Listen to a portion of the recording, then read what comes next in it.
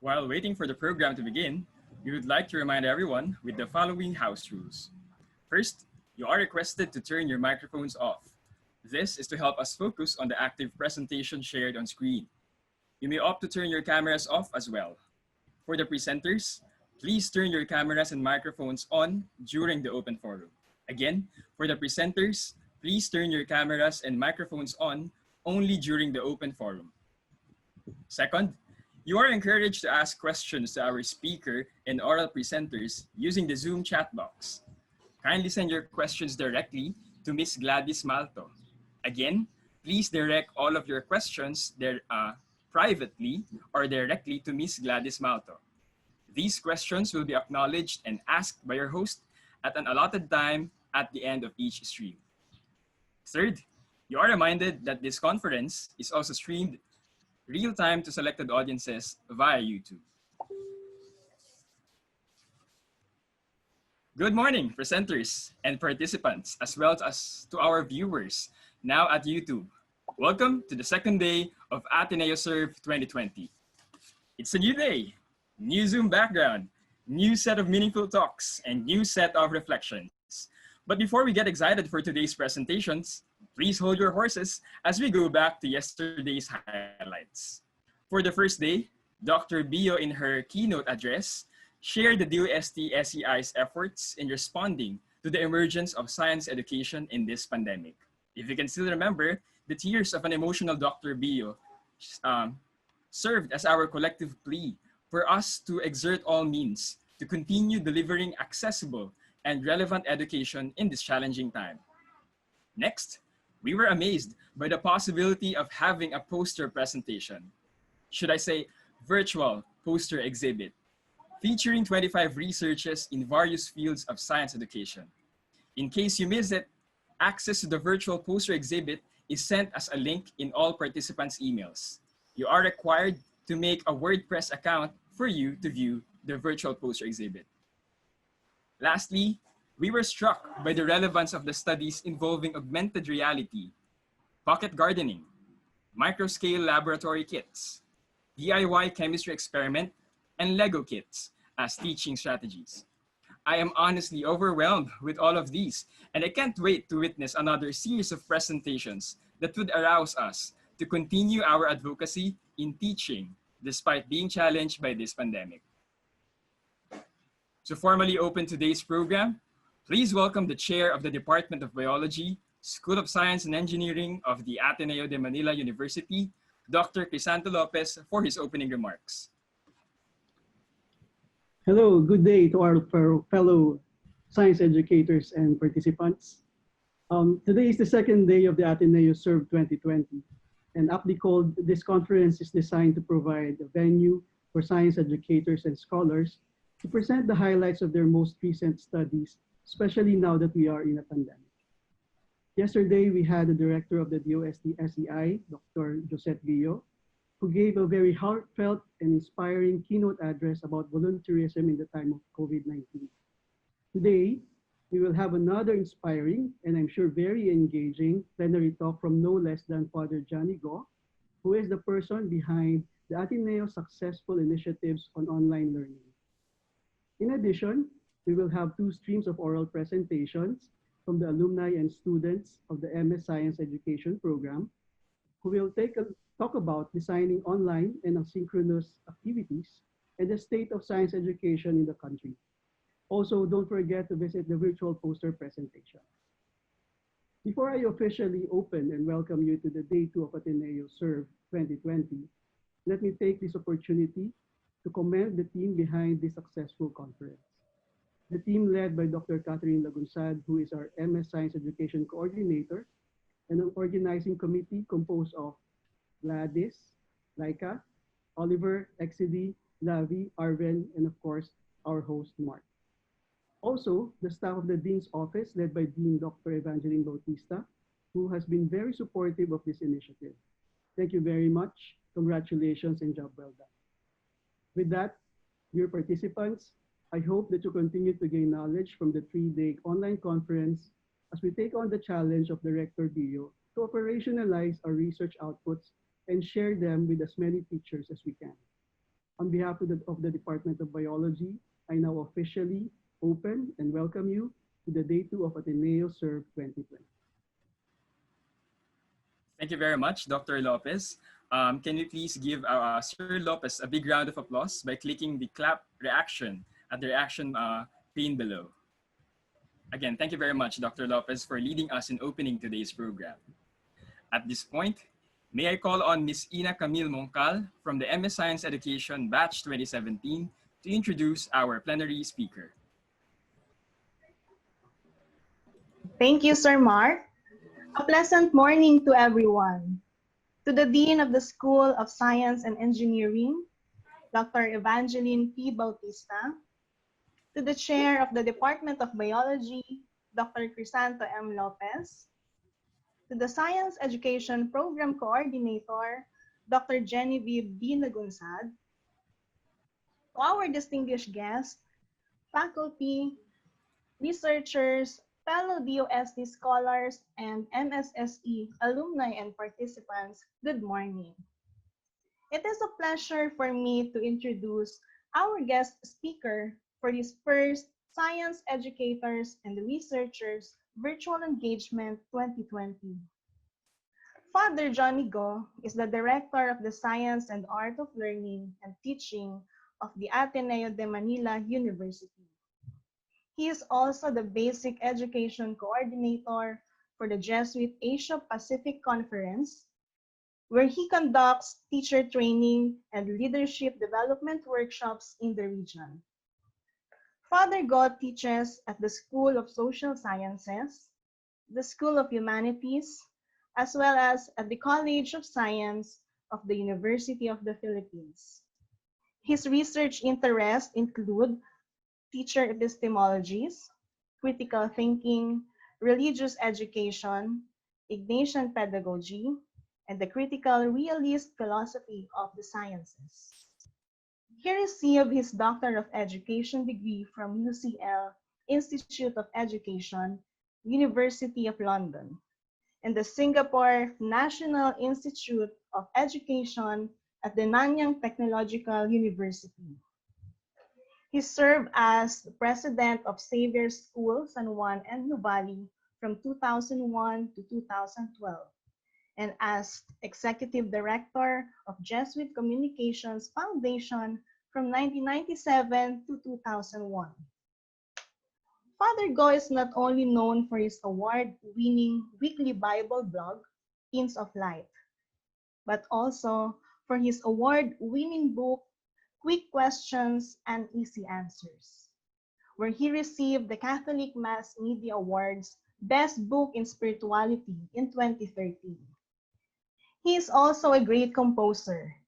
He has composed a number of religious and inspirational songs most of us are very familiar with. Ladies and gentlemen, please join me in welcoming our very own, the director of AteneoServe, Father Johnny C. Go. Thank you, Ina. Good morning, everyone. It's such a privilege to join you during this gathering of science educators. I've always been a big fan of science educators because, as you very well know, our country needs scientists and scientific thinking people. No? So I'm very privileged to be here with you to join you at the AteneoServe, the Ateneo Science Educators and Researchers in Virtual Engagement. No? And I hope to be able to share with you some thoughts, especially as we're facing this extraordinary scenario, no? This extraordinary scenario of getting off-site. No? We're not all going to be online anymore. So I think the first thing I want to say is our context. No? Suddenly we find ourselves facing this unexpected shift in online distance learning. No? Never before has all of education, not only in the Philippines, no, but all around the world, have to grapple with something like this. No? And here in the Philippines, we very well know we have connectivity issues. No? So it's really kind of difficult for us to deal with this problem, to face this scenario. No? And also, I just want to say that in the Philippines, before the COVID, we have been focused on improving the quality of education. Suddenly, because of this crisis, suddenly because of connectivity issues, now we have to refocus on access. We don't know how many of our children, how many of our students will be able to go back to school. Maybe this is not so evident in the cities, but certainly the far-flung barrios, the barangays, no? We don't know how many of the children will be able to access education. I think it's important for us, as we talk about this new scenario, to just be aware of this problem, no? That now we have to deal again with both the issue of quality as well as the issue of access. Here in the Ateneo, it's no different. We had to deal with all this avalanche of materials about online learning, about remote teaching and distance education. These are all terms being used so often, sometimes interchangeably, but we wanted to make sure that we understand what the terms mean. No? So in the Ateneo, we've sort of come up with some kind of framework where some of the big ideas I'd like to share with you today. You know? This framework we have decided to call Adaptive Design for Learning. And the reason why we've called it Adaptive Design for Learning is that we've realized that given our context, the most important attribute in the kind of education that we offer our students today is adaptability. It's important for the learning modules that we offer to be flexible, no? Because our students have very different needs and very different contexts depending on where they're located in the country. So this capacity to be adaptive is a very important attribute. Let me share with you some of the big ideas that might be able to help you or at least provoke you into thinking about your own work as science educators. No? The first big idea is lest we forget, this is not so much about technology, but about learning. The goal of all our efforts is always learning. Technology is only the means. It just so happened that now, because of the crisis, technology has become the primary if not the exclusive means to bring learning to our students. No? But as science educators, we must always keep our eyes on our mission, which is to bring about learning to our students by hook or by crook, with or without technology. No? So that's the very first big idea. It's important to point that out because sometimes people get carried away.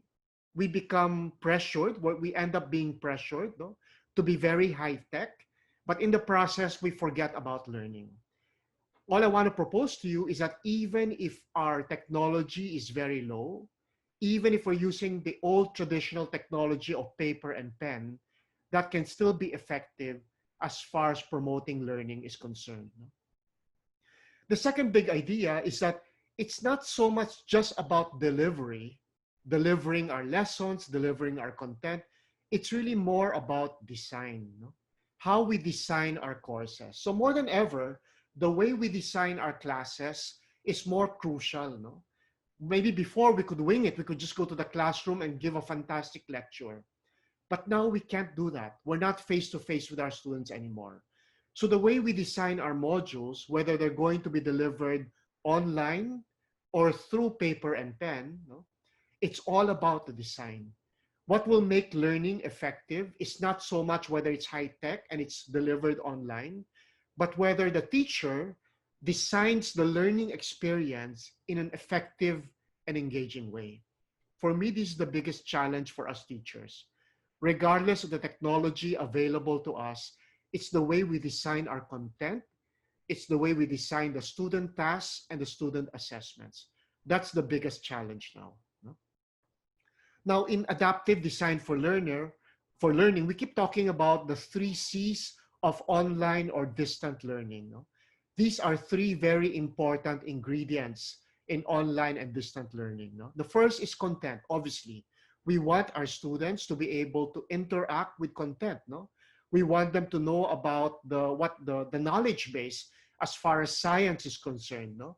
So it's important that they're able to interact with the content. No? So the teacher is supposed to make sure that we pick the right content and also we pick the right amount because it's important to be mindful of that. We don't want to overwhelm our students with a lot of content, no? Especially because they'll be studying from home. And if, like myself, you've been working from home, you know that working from home and therefore studying from home has different challenges, no?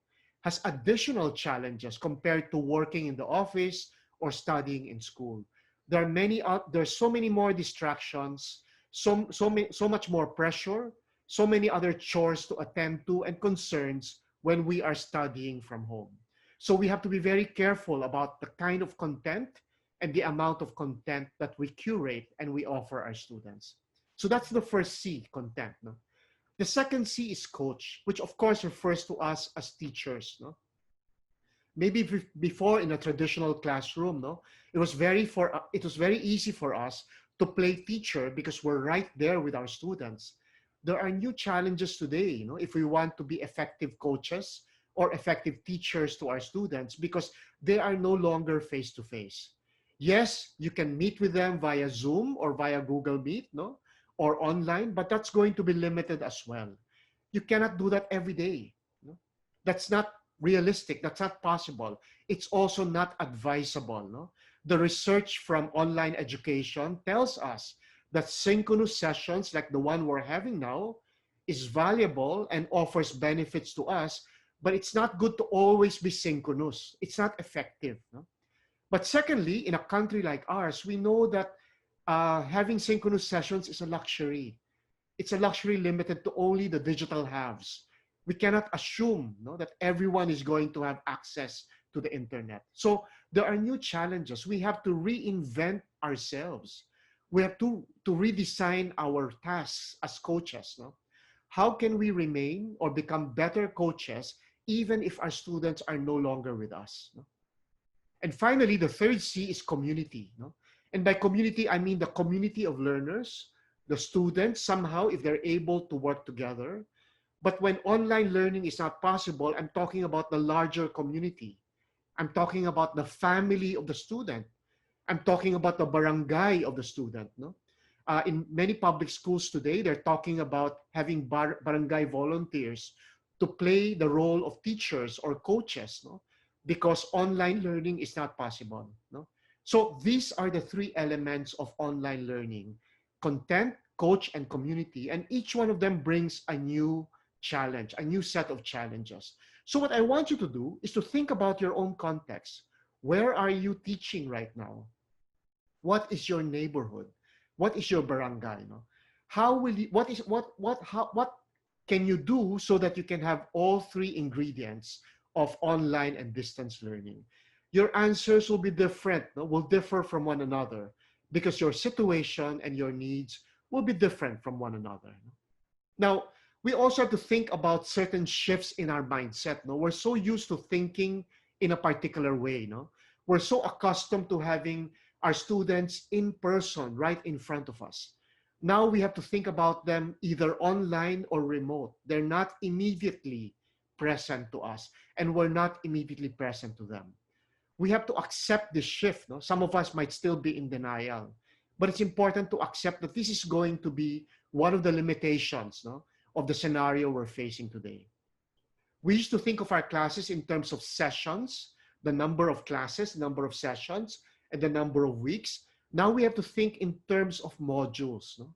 So for example, for 1 quarter or 1 semester, how are you going to organize your course in terms of modules? No, no longer in terms of weeks and sessions. I'd like to make a confession to you. When I was, when I was in the former scenario, in the traditional face-to-face scenario, I didn't have to exert too much effort planning my classes all the time because I had the luxury of time. Every session, I would meet with my class, and I could tweak and plan my class before every class. No? But now we don't have that luxury anymore. We have to plan in a longer term, no? In terms of modules. So if for an entire semester, for example, I will have 6 modules for the entire semester, what will each module look like? I should plan ahead of time. So we teachers are being called to be more self-disciplined and to think farther ahead. Okay? We also used to think in terms of class hours, no? The number of hours that our students spend in the classroom with us. Now we have to shift. We have to think about this new concept called learning time, which I'll talk to you a little bit later. But learning time refers to the total amount of time that the students, not what the students spend in the classroom, because that's no longer true, but the total amount of time the student spends learning the material that we send them. And finally, the biggest shift of all, this is something that teachers and students both don't welcome. No? From being teacher-centered, we used to be more teacher-centered. No? A lot of it depended on the teacher running the show. Now we have to be learner-centered. It's the students who must run the show. It's the family, that takes center stage now, no longer the teacher. Whereas before, it's the family supporting the school. Now the roles are reversed. No? Now we are in a supporting role. It's the student who will take center stage, no? And the families have to support the students. Now, teachers don't like this because we're not used to it. But let me tell you, students also don't like this, no? Because this means more work for them, okay? Now, let me talk to you a little bit about learning time. Now, learning time refers to every type of learning experiences, whether or not in direct contact with the teacher. So even if the student is not in front of the teacher, if the student is studying on his own or her own or doing her homework, that's already part of learning time. No? So when we're designing our courses in this new scenario where our students are no longer in front of us, we don't think in terms of class hours anymore. We think in terms of learning time. No? So we're now thinking of the total amount of time our students are on task. No? On task meaning they're doing their work. They're studying so that they will learn. No? Now, on task doesn't mean online. No? Maybe part of the on task time is being online, being connected on the internet. No? Maybe listening to the lecture of the teacher, or maybe downloading some materials. No? But it also doesn't refer to just on screen. We don't want our students to always be glued to the computer screen. No? This means that they can be on task, they can be learning even when they're not online, even if they're not using their computer. So again, it's about the learning. not about technology. No? Okay. Now, I don't know how you feel, but as an educator myself who's facing this scenario, this is how I feel. No? These are two phrases, I think, that kind of capture how I feel. Sometimes I feel we educators are stumbling in the dark. No, things are not completely clear. No, the place where we're working, the scenarios we're facing are not completely lit up. A lot of it's in the dark. So parang we're stumbling in the dark. No? And also, it's like we're navigating without a map. This has never happened before in the history of education. No? So if you're feeling uncertain, if you're feeling a little bit lost, I just want to assure you that's normal.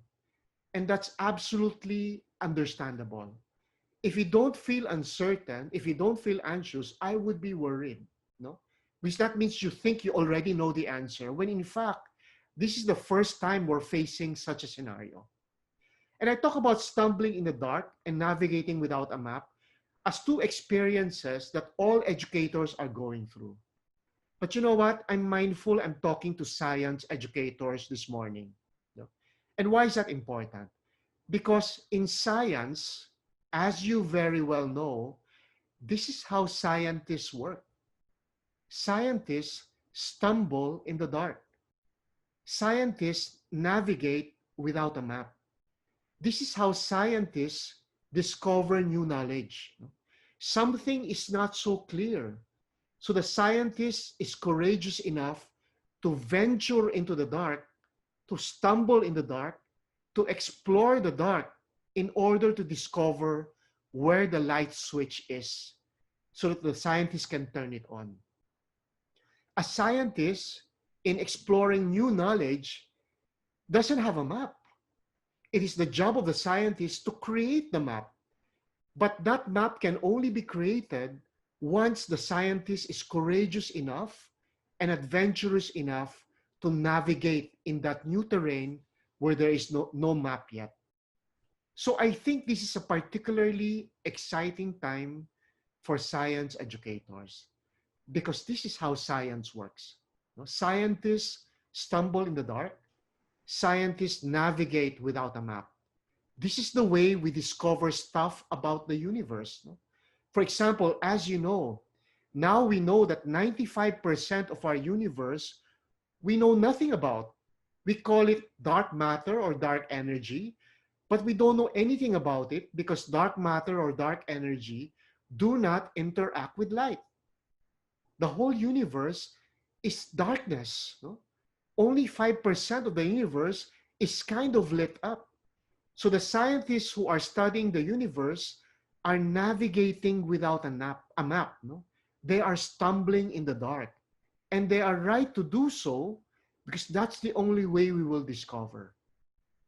Many of you may be familiar with the story of the solar system before Neptune was discovered. No?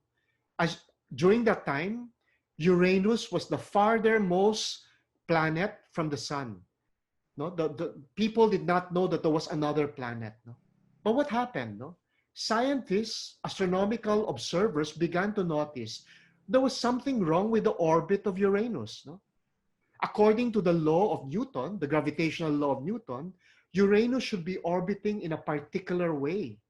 But there were anomalies, no? There were distortions in the orbit of Uranus. No?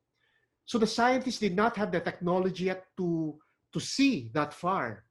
They could not detect Neptune yet, the planet. So what did they do? They decided to stumble in the dark. They decided to navigate the universe without a map. Equipped only with a pen and with mathematics, they came up with a guess. No? They guessed that maybe the reason why the planet Uranus is not orbiting as predicted as the gravitational law of Newton, maybe there's another large body there that's distorting the orbit of Uranus. Maybe there's another planet there. So they weren't sure. There was no empirical evidence. But decades later, when the technology was finally invented for them to see that far using an advanced telescope, they were able to empirically validate this prediction. So science is a wonderful enterprise. And that is your mission, my dear science educators, no? To teach our students how to do science, how to think like scientists. And it's wonderful that the context we're in now is very much like the context that scientists are working in. No? It's a very exciting time. Albert Einstein, one of the greatest scientists of the modern world, no, always had a favorite phrase. After studying and racking his brain and doing his mathematical computations, after doing his thought experiments, etc., he would always begin his conclusion with this phrase. It seems to me very humble, very uncertain. And this tells us something about science. Certainty is the great obstacle to discovery. And so, my dear science educators, my dear fellow educators, we are at a time of great uncertainty. We are navigating the terrain of education without a map. No? We are stumbling in the dark. In many ways, we're being challenged to act like scientists. We're being challenged to emulate great scientists like Einstein, who were always intellectually humble, who always had a healthy dose of self-doubt. If you have self-doubt as a science educator, that's healthy. If you're feeling uncertain, you should absolutely embrace that, because that's how scientists make great breakthroughs and great discoveries. And it is only by embracing uncertainty, it's only by being intellectually humble, to acknowledge that we are stumbling in the dark and that we are navigating without a map, that we'll be able to write that map. We are actually investing and we are going to make a great contribution to future generations of educators through our experiences, through the mistakes we make, but also through the lessons that we will learn. So I hope you will be inspired and you will be encouraged to do this. No? Now, in Chinese, we have a phrase for crisis, and that phrase is 危机. Now, that phrase comes from two other phrases. No? The first character, Wei, comes from Wei Shen, which means danger. A crisis is obviously dangerous. But Qi, the second character, comes from another phrase, 机会, which means opportunity. There are many opportunities in this crisis. There are many educational opportunities in this crisis. One of the big issues in science education today is laboratory. The science of the School of Science and Engineering. In our conversations, this is always one question. They say, if we're going to go online, if we're going to go distance learning, how are we going to do lab experiments? No? And we don't know the answer to these questions. No? But maybe it's an opportunity for us to think about the way we teach experiments. No? Most of the time, at least given my science classes when I was in the elementary and secondary in high school, we were just trying to replicate experiments. No? Maybe it's time to challenge our students to think like scientists, and instead of just replicating experiments at home or in any improvised laboratory they have, maybe we can design activities so that they will be challenged to design experiments, because that's what scientists do. Scientists design experiments to validate hypotheses as well as to generate hypotheses. Maybe this crisis is a great opportunity for you, science educators, to really help your students think like scientists and work like scientists. But for educators in general, this is also a great opportunity for us to finally become 21st century learner-centered educators. This is something that I think we should embrace. I know it's difficult. I know it's hard work. All of us are uncertain, but maybe this is a great opportunity for us to really sort of retool ourselves and reinvent ourselves into 21st century educators. And finally, the third opportunity I think that we are facing is that our students can now learn to be more self-disciplined. They don't have to rely on the teachers all the time. Maybe they can become more independent thinkers because we don't have a choice. They're now left on their own. They're left in their own family, supervised by their parents, but only to a certain extent. No? And maybe this time, based on the way we design our modules, maybe our students will become deep learners. No? So, my dear science educators, that's all I have to share with you. I don't know if you have questions. I wonder if my ideas are relevant to you, but I'm hoping that somehow they have provoked you into thinking about the challenges and the issues that we are all facing as educators given this pandemic. Thank you very much. Thank you very much, Father Johnny. Can you please give Father Johnny a round of applause using the clap reaction at the Zoom pane below? Again, thank you very much, Father Johnny, for enlightening us in contextualizing adaptive learning in our immediate online classes. I must say that the talk, in fact, is oozing in relevance. I'm smiling in awe as thoughts, ideas, approaches come in mind, especially when you brought us to think that scientists before think and practice their specific disciplines. So I was really remarked as well when you said certainty is a great obstacle to discovery. And when we need our students to think that way, perhaps even if online learning is a challenge to us, we can be successful in giving them the information that they need. So I agree with you, Father Johnny, that there are some questions we have from our participants. So they have sent some via the Zoom chat box. Please allow me to read some of them.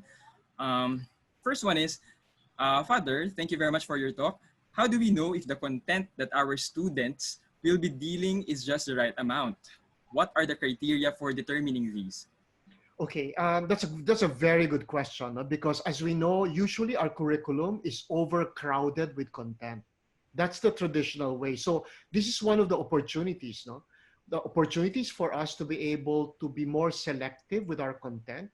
And how do we decide? No? The way to decide is to prioritize the content. No? That's why we have to go back to the learning outcomes. No? In adaptive design for learning, we challenge our faculty, our teachers, our educators to think in terms of competences. No? Let me say a little bit about that. No? Usually, our learning outcomes are knowledge, skills, and attitude. Hindi ba? So for example, the theory of gravity, the gravitational law of Newton, no? For example, that would be knowledge. No? A skill would be how do you use the formula to solve a problem or whatever. That would be a skill. So these are all very important. No? But if you begin to think in terms of competence, what would be a valuable competence for a science student in your grade level? So for example, a 12th grader, no? A senior high school student, what you as a teacher, you would be the expert of your discipline and you would know your students very well. What do you think would be a realistic competence that you can expect from your student in high school? No? And of course, that competence will be different from a student who is a science major or a master student in physics, for example. No? So let me just try to think of an example of a competence. No? Earlier, I talked about designing an experiment. No? I think to be able to generate a hypothesis given a set of data, no? Let's say you have a set of data, and of course, as we know, most data that's not doctored are messy, no? And they may be also contradictory, and they're also incomplete. So given a set of incomplete, messy, no? Unclear data, which is what scientists always have, right? How can you come up with the best possible hypothesis given all that data and given everything that science, that's in the knowledge base of science? I think that's a very good competence. No? So if let's say that's a competence that you would like to aim for your class, no? The content you will use must all contribute to that competence. No? So for example, if you're going to talk about events in the history of science, you must choose the events where the scientists were dealing with very incomplete data, no? Instead of going through several, I teach science, technology, and society in UP Diliman, no? So I'm familiar with the story, no? So for example, the story I told you earlier about the discovery of Neptune, no? The data was incomplete, no? The data was contradictory, no? The Newton's gravitational law wasn't making sense, no? The data and the law, the theory of Newton and the data, there was an anomaly. No? So what Lavier did really was come up with a theory that maybe there's another body that's out there that's distorting, no? distorting the orbit of Uranus. So I think the stories you will tell, the content you will use, the knowledge and skills that you will promote, should all lead towards that competence. So one way of prioritizing content is by identifying and articulating the competence that you would like your students to achieve. I'm not sure if that's clear, no? But usually that takes a lot more time to explain. But mga bright naman kayo sa mga scholars kayo, so I'm sure you got it. Thank you, Father. Okay, we have another question here. How can we ensure that students are still on task when they're not online and are learning on their own? This is a challenge, really, for us. You cannot be sure. You have to let go. You have to let go. Actually, to be honest with you, when our teachers, when our students are face to face with us, are we 100% sure they're on task, even if they're present? I don't think so. No? So in a way, we have to let go of the illusion of control that we have over our students. So, huwag tayong ilusyonado at ilusyonada. No? Kasi even if kaharap natin mga estudyante natin, they may be looking at us and nodding intently, but they might be thinking of something else. The only way to check is assessment. So you have to make sure you design an assessment that somehow will give you feedback about the learning of our students. But don't be so obsessive compulsive anymore about making sure they're on time all the time kasi mafo-frustrate lang kayo, mababurnout lang kayo. I think, Father, that's a hard to swallow pill, but yes, we acknowledge that there are some limitations that we have to consider or acknowledge. Thank you for that, Father. Another question here. You have explained so well your points and we are very inspired and empowered. You have elaborated many points where educators must have to do paradigm shifts. Sorry though for being demanding, but can you please give us 3 points as your pabaon or takeaways to all of us? Okay, my first pabaon, which may not be related to education directly, is that you have to take care of yourself. Because now that teaching has gone online, teachers are on the line. No? There's a lot of pressure on us educators. No? Huwag tayong bibigay. No? We are playing a very important and heroic role. So the most fundamental pabaon I have for you is you must take care of your mental, emotional health. That is a non-negotiable. No? So kahit na busy kayo at marami kayong ambisyon para sa mga estudyante nyo, okay yan, but do not burn out. Okay? Yeah. Do not allow yourself to be dragged all over the place. So that's my first pabaon. The second pabaon is, as I said earlier, to embrace the opportunity. No? Mas mahirap talaga ang trabaho natin ngayon kasi nagsisimula pa lang tayo. No? But let's make the most of this opportunity. Maybe this is what we need to make science education more effective. I am confident that the lessons you will learn in your experience now, the lessons you will acquire in your experimenting now, because we'll be experimenting, the lessons you will learn from the mistakes you will make, and that's okay to make mistakes, no, will be very valuable to make you a more effective teacher. No? So the second one is to embrace the uncertainty and the opportunity. The third one is about science. No? I'm a big fan of science. I'm a big fan of science educators. No?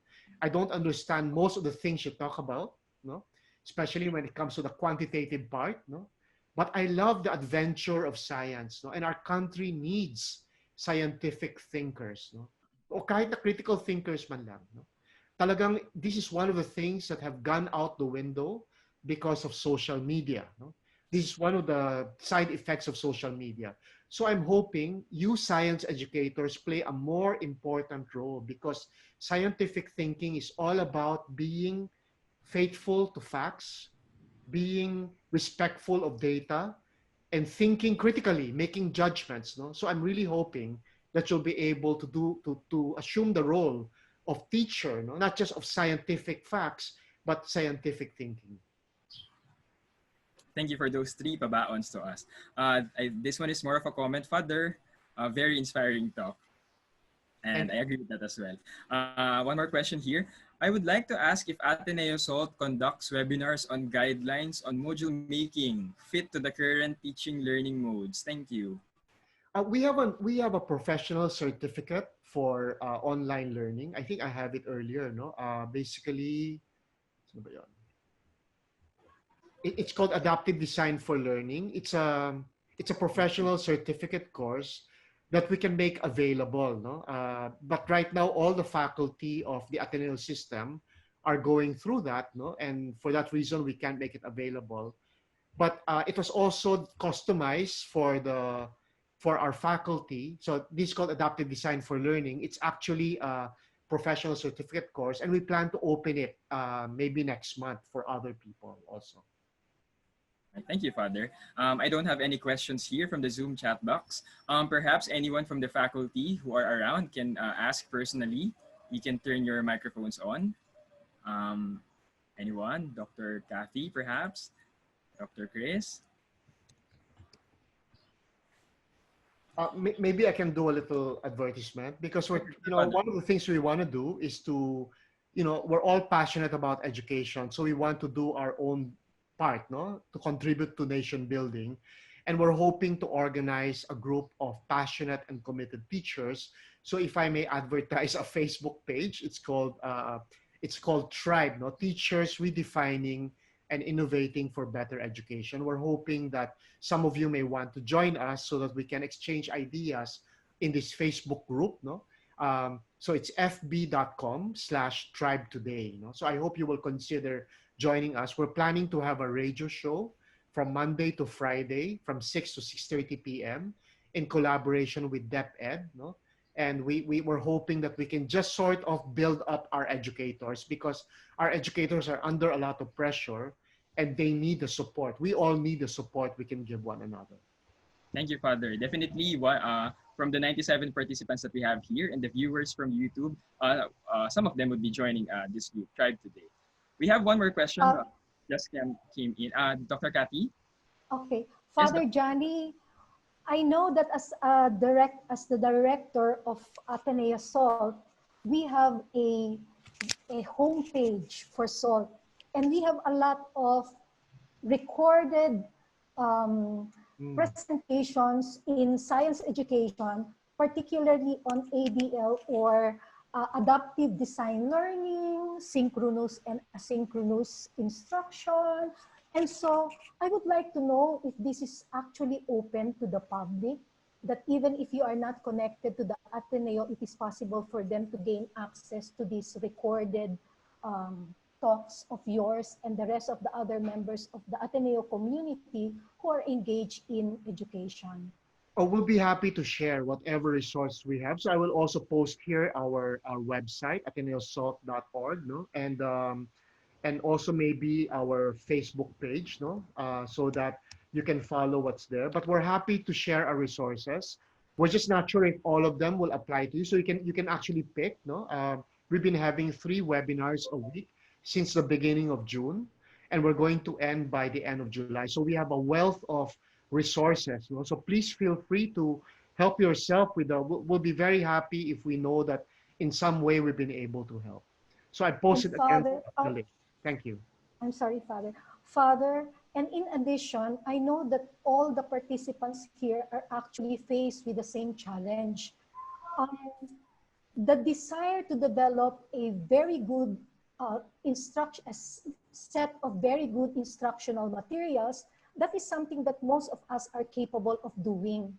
But the handling of the mental strain, having to do this seemingly on our own, inside our own homes, and not knowing whether we are doing it right or we are properly aligning ourselves to the goals, not only of DepEd, but of the policies of our own institution, sometimes that is the one that is hardest to manage, that actually prevents us from progressing as fast as we would want to.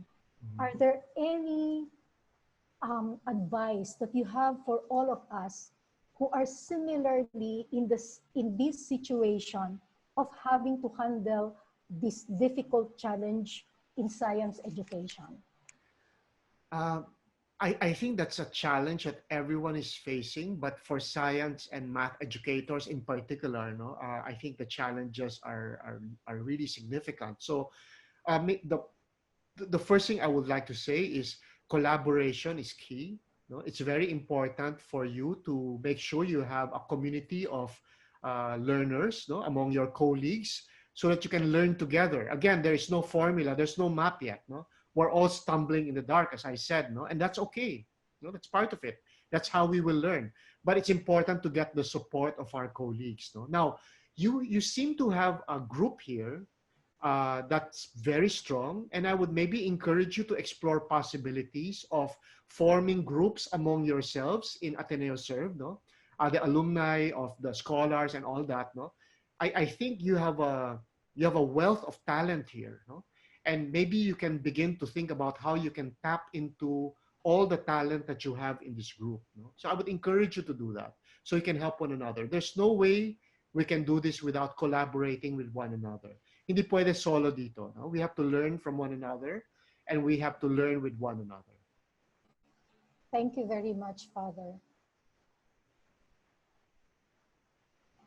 Thank you very much, Dokati, as well for the question. I think we can entertain two more questions here, Father.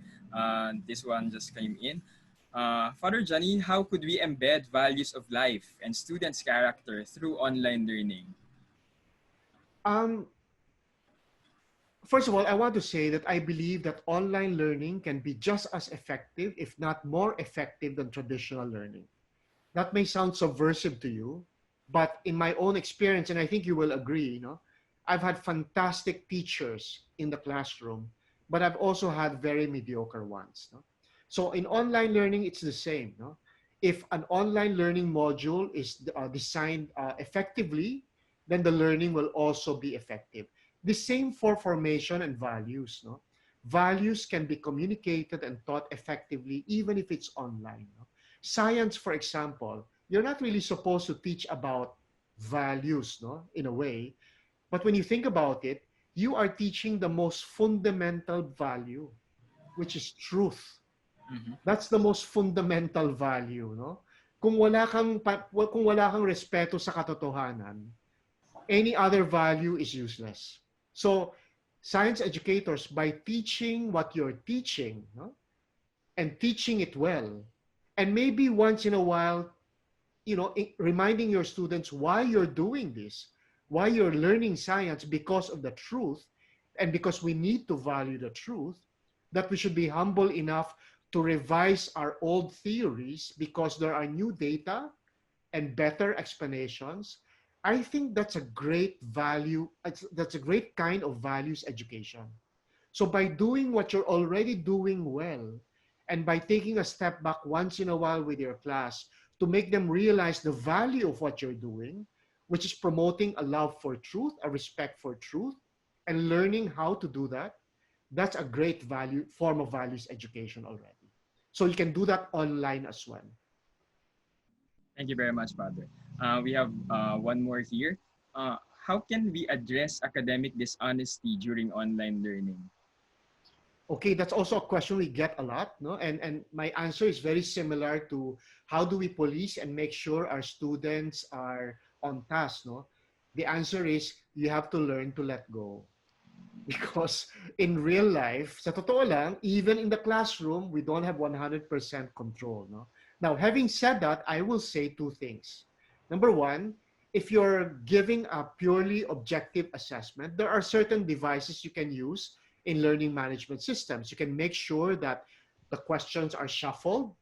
You can make sure the choices in a multiple choice item are also shuffled so that conferring with one another will be more difficult. You can make sure that the test is timed. It's a speed test, so you don't have the whole day for the students to confer with one another. So there are certain things you can do. But the more important thing you can do is to make sure that your assessments are not simply drills. Hindi lamang recall questions. No? Maybe this is a good chance for us to design higher order assessments, no? Where you're really asking your students to act like scientists, to think like scientists, so that it's not easy to copy from one another. It's not easy to cheat. So yun lang. I think, again, we have to be realistic. Magpakatotoo tayo. Unless you're going to tell your students to take a picture of themselves or video themselves while taking the test, which I think might be going overboard. I think we should just accept that there are constraints, but at the same time, there are also opportunities. Thank you, Father. Father, the talk that you gave to us was made our participants really engaged. So we had an influx of questions. But don't worry, this would be. I promise that this would be the last question. Um, how can assessment be validly conducted in an asynchronous environment? Yeah, so this is similar to the previous question. No? So in other words, if it's an asynchronous assessment, that means it's not real time, di ba? So, in my own, so I can only share with you what I've done in my own experience. No? When I'm teaching STS in UP, I do a blended learning approach. So I'm using a learning management system. And because it's a required course, sometimes the class is over 150. No? So it's a big class. So what I do is I make sure in the learning management system that once in a while I have objective tests that self-correct. No? And what I do is I make sure that it's an asynchronous test. No? They do it on their own, but there's a limit. Like, for example, from what time to what time. The test is probably only 30 minutes. No? So once you begin the test, you have 30 minutes to complete it. No? But you have a choice for within a two-hour window to do it. So that's an asynchronous test. The choices are shuffled, the questions are shuffled, there's a time limit. So that's what I do. That's the best way to discourage academic dishonesty. However, every time I give an online assessment, I already say that this is going to be open books. I already know it's going to be open notes, open books, and Google is open. So make sure your questions are not easy to Google. No? Make sure they're questions that require them to think. So that would be my tip. No? And of course, there are always the higher order assessments.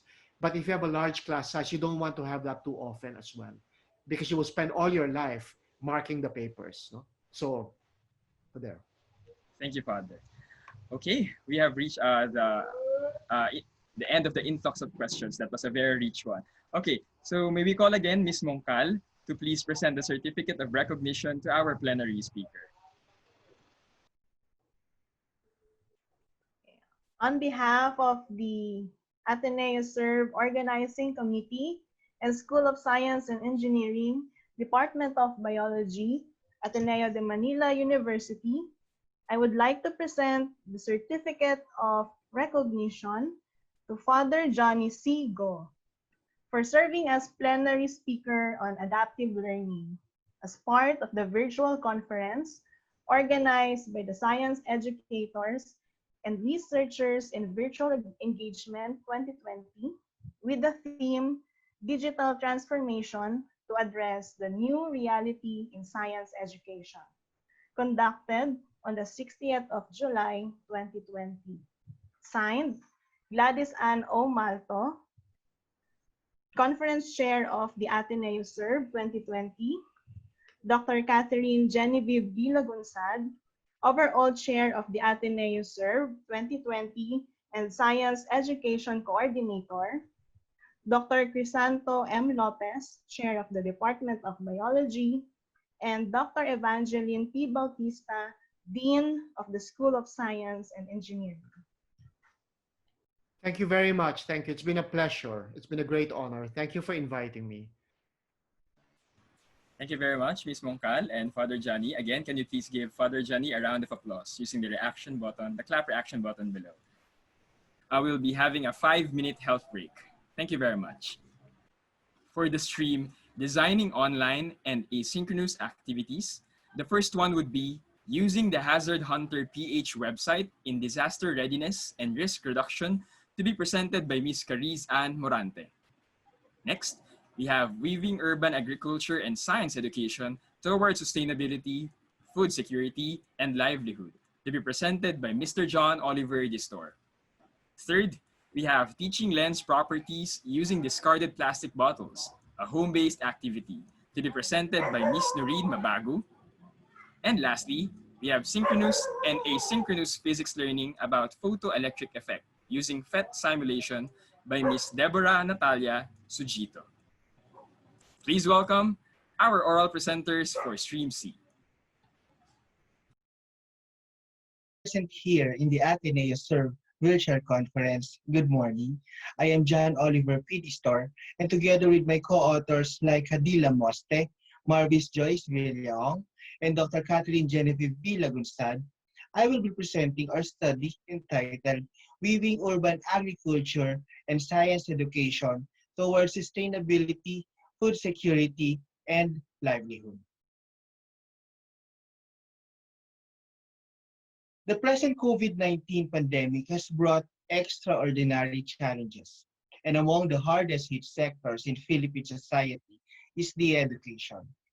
To date, we still have no clear information as to how long this crisis situation will last.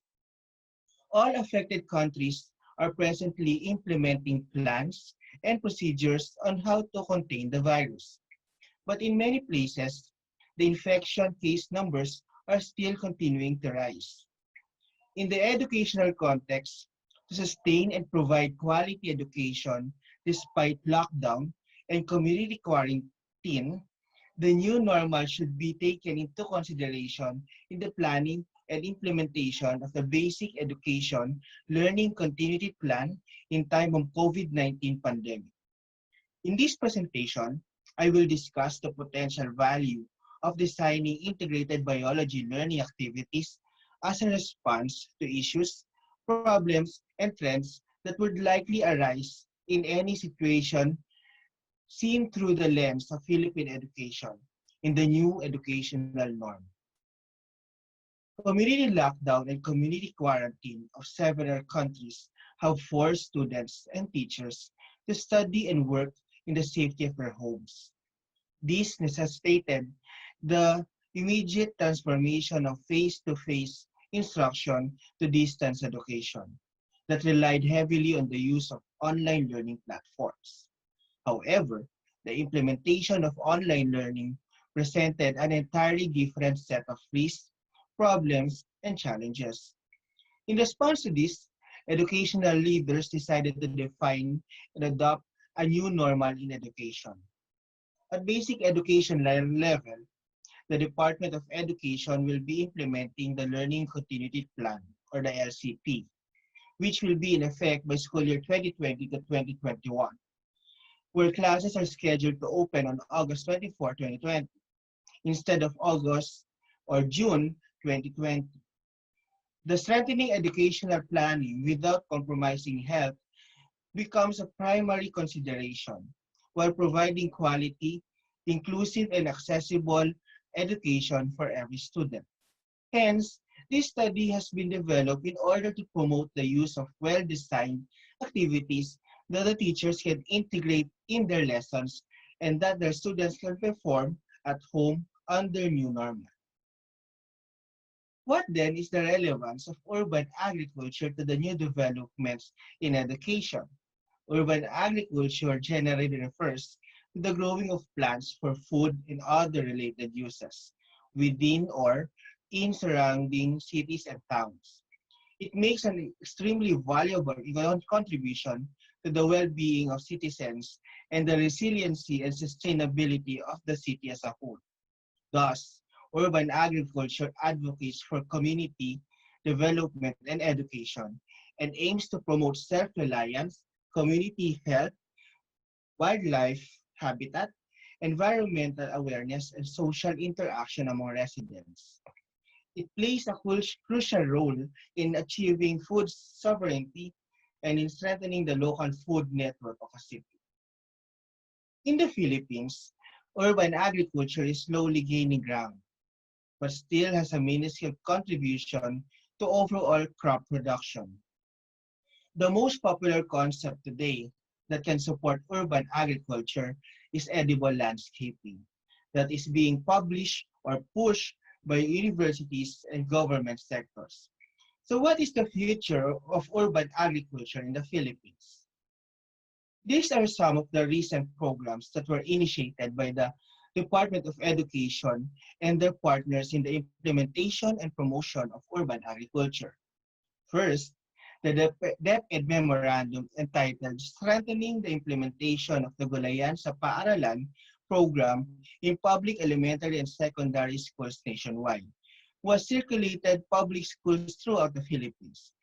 This initiative was intended for the purpose of first, developing self-help food production activities, second, inculcating positive values among learners, and third, cultivating of appreciation for agriculture as a life support system.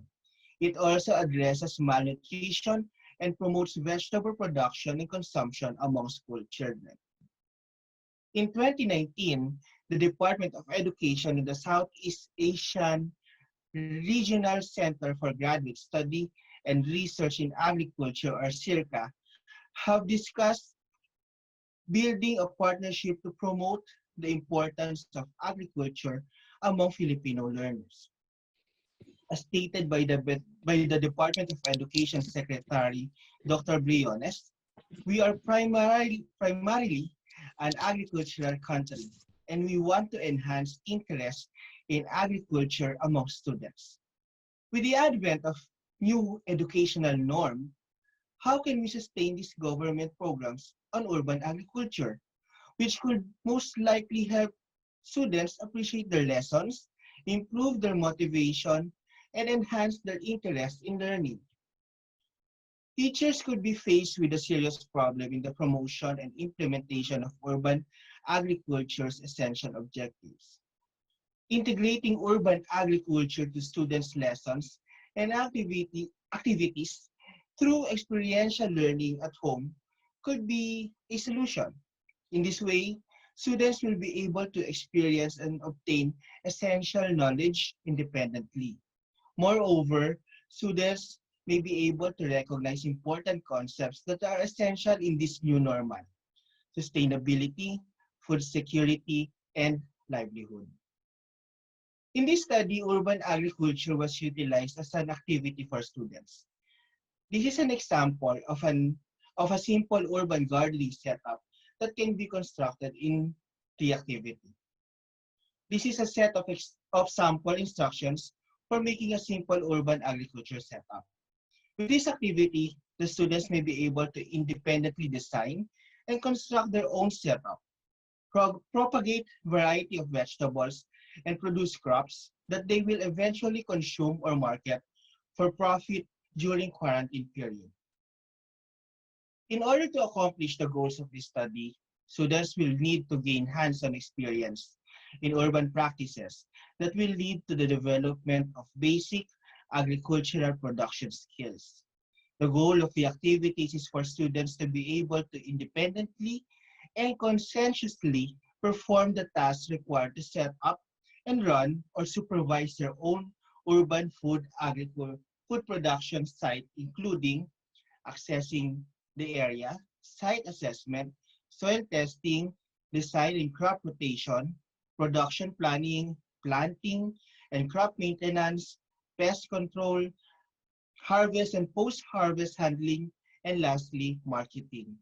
The learning objectives of the activities are also posted in our poster presentation entitled Guided Activities for Basic Urban Agriculture Production that will be available for viewing in our virtual poster exhibit tomorrow. The following are sample outputs made by several students who had urban agriculture activities in biology.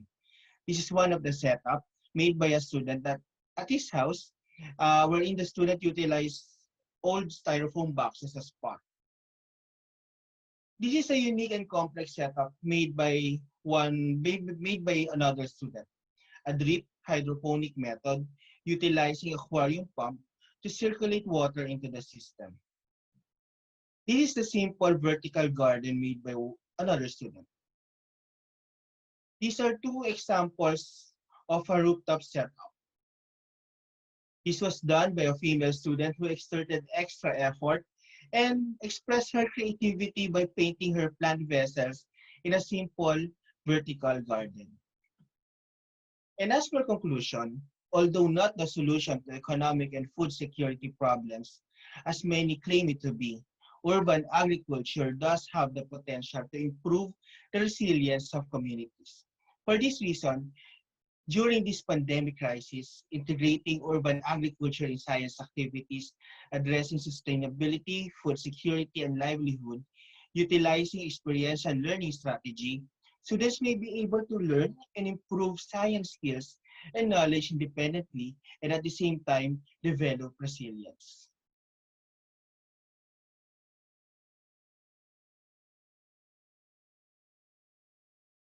This ends my presentation and thank you for listening. Hello everyone, I'm Miss Norindin Mabagu from Santa Elena High School with my advisor Mr. Ivan B. Culaga from the Department of Physics Ateneo de Manila University who would like to present to you our study entitled Teaching Lens Properties Using Discarded Plastic Bottles, a Home-Based Study.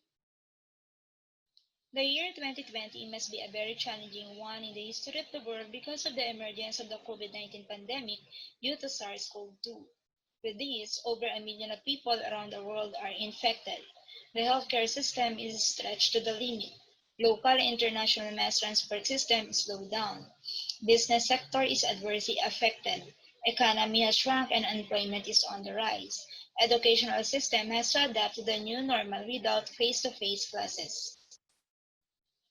Due to the pandemic, the Department of Education has taken initiatives relative to the new normal through the issuance of DepEd Order Number 12, Series of 2020, otherwise known as Adoption of the Basic Education Learning Continuity Plan for school year 2020-2021 in light of the COVID-19 public health emergency. These plans ensures learning continuity through K-12 curriculum adjustments, alignment of learning materials, deployment of multiple learning delivery modalities such as modular, online, or blended learning, provision of corresponding trainings for teachers and school leaders, and proper orientation of parents or guardians or learners.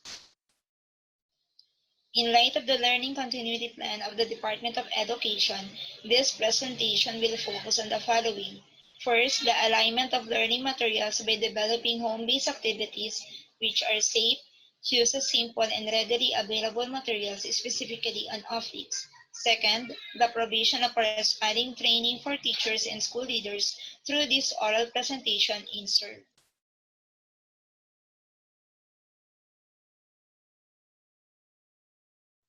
For the framework of this study, the ADDIE model of instructional design was adapted to develop worksheet and activities in teaching lens characteristics and properties, which are experiential and inquiry-based in nature, providing an active learning environment for the students amidst the pandemic through the blended learning modality.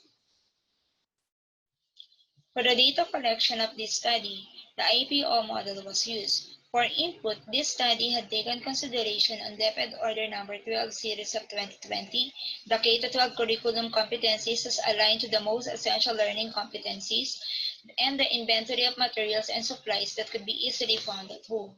The process includes the development of activities and worksheets in teaching lens characteristics and properties. The output includes the validated worksheet and activities for optics, as well as the development and acquisition of science process skills of the students. In this study, the following materials are being used: flashlights, different bottles of alcohol, cologne, hand sanitizer, and travel kits, as well as some illustrations. Let us now discuss the findings of this study. First, the bending of light was clearly demonstrated by using same sizes of discarded bottles as light passes through different media. Second, this study also clearly demonstrates the effect of lens curvature to the degree of the bending of light when it passes through the lens. The study demonstrates that the lens with shorter curvature, container A, bends the light the most. Third, this study shows that the plastic containers could be used in demonstrating the effect of index of refraction on the bending of light. Materials with a high index of refraction have a shorter focal length than those with lower refractive indices. Fourth, this study demonstrates the concept of focal point and focal length. It also gave a clearer idea on misconception that all parallel light rays entering a convex lens converge at a certain point or focus. In some instances, that rays comes from a denser medium to less dense medium, parallel rays of light diverges. This study shows that the significant change in the image of the object happens along the curved axis of cylindrical lens.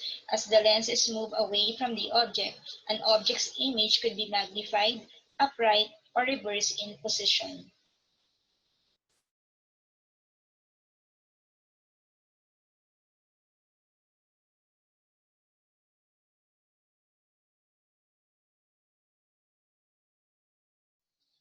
Therefore, the study of home-based activity in optics through localization of materials have more positive results in demonstrating the refraction of light rays and concepts of focal point and focal length. This study also proved qualitatively the relationship that exists between the lens refractive index and its curvature to the degree of refracting parallel light rays. Furthermore, the study addressed the misconception that all parallel rays of light converges to a point after passing a convex lens. For future use of this research, the following recommendation must be considered. First, the use of other localized materials that could serve as lens materials. Second, further validation and evaluation of the worksheet. And third, recommendations for this material to be one of the teaching resources in school LR's libraries.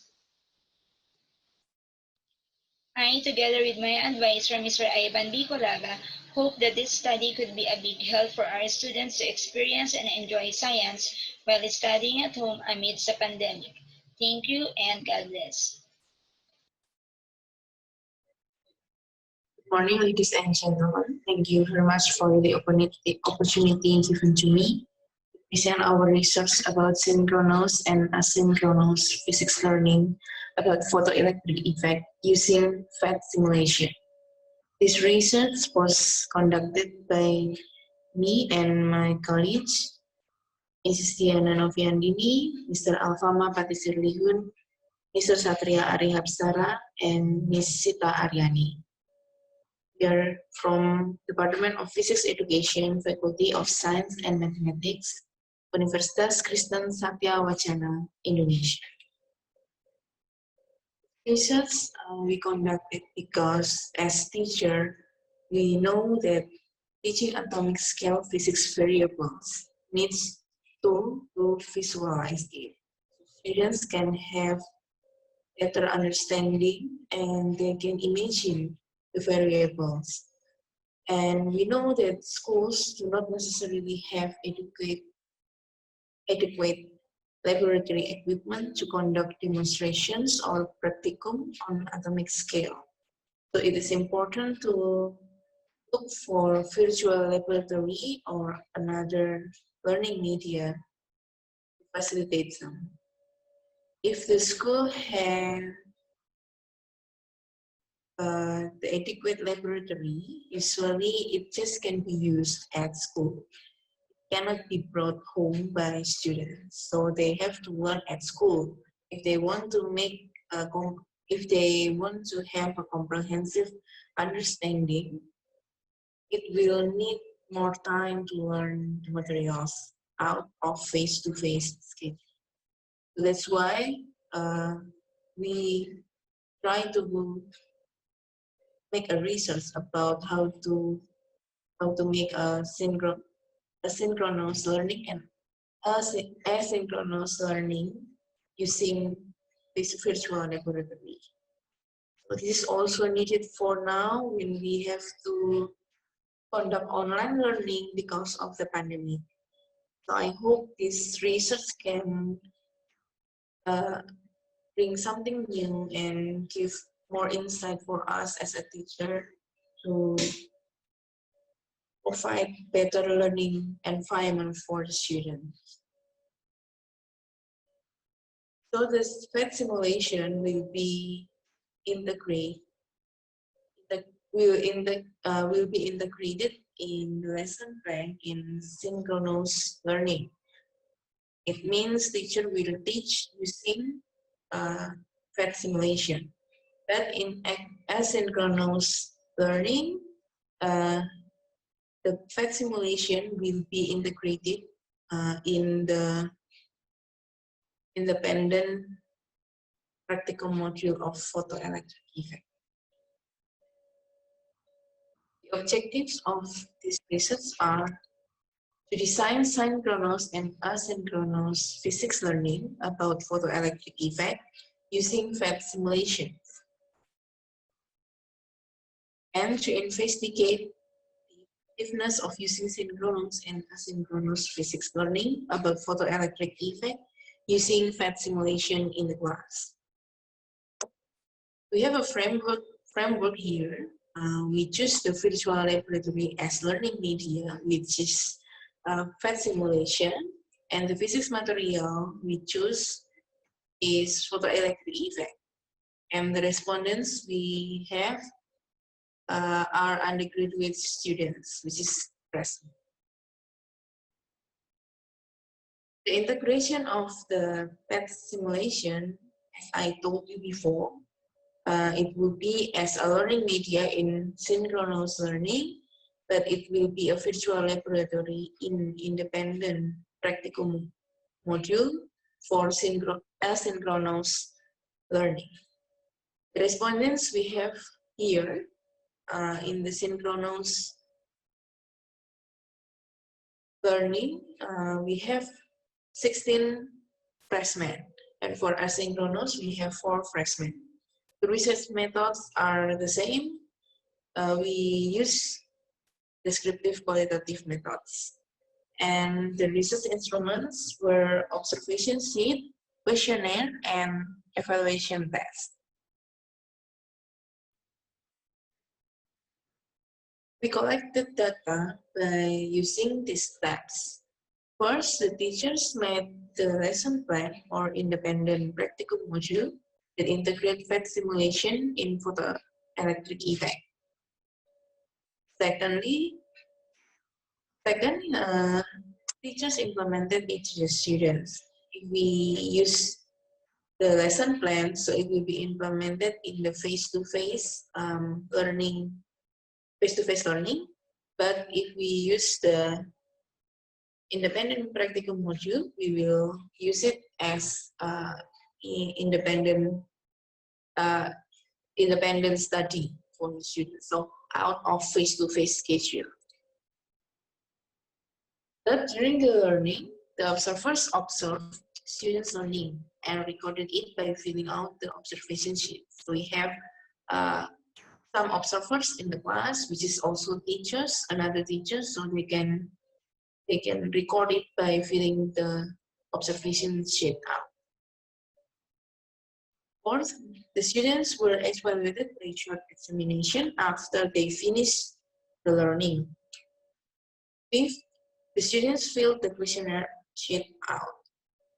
The questionnaire is to record how the students respond about the effectiveness of both lesson plan and also independent practical module, because we have to know what they think, what they feel, what they suggest to the further research after they use both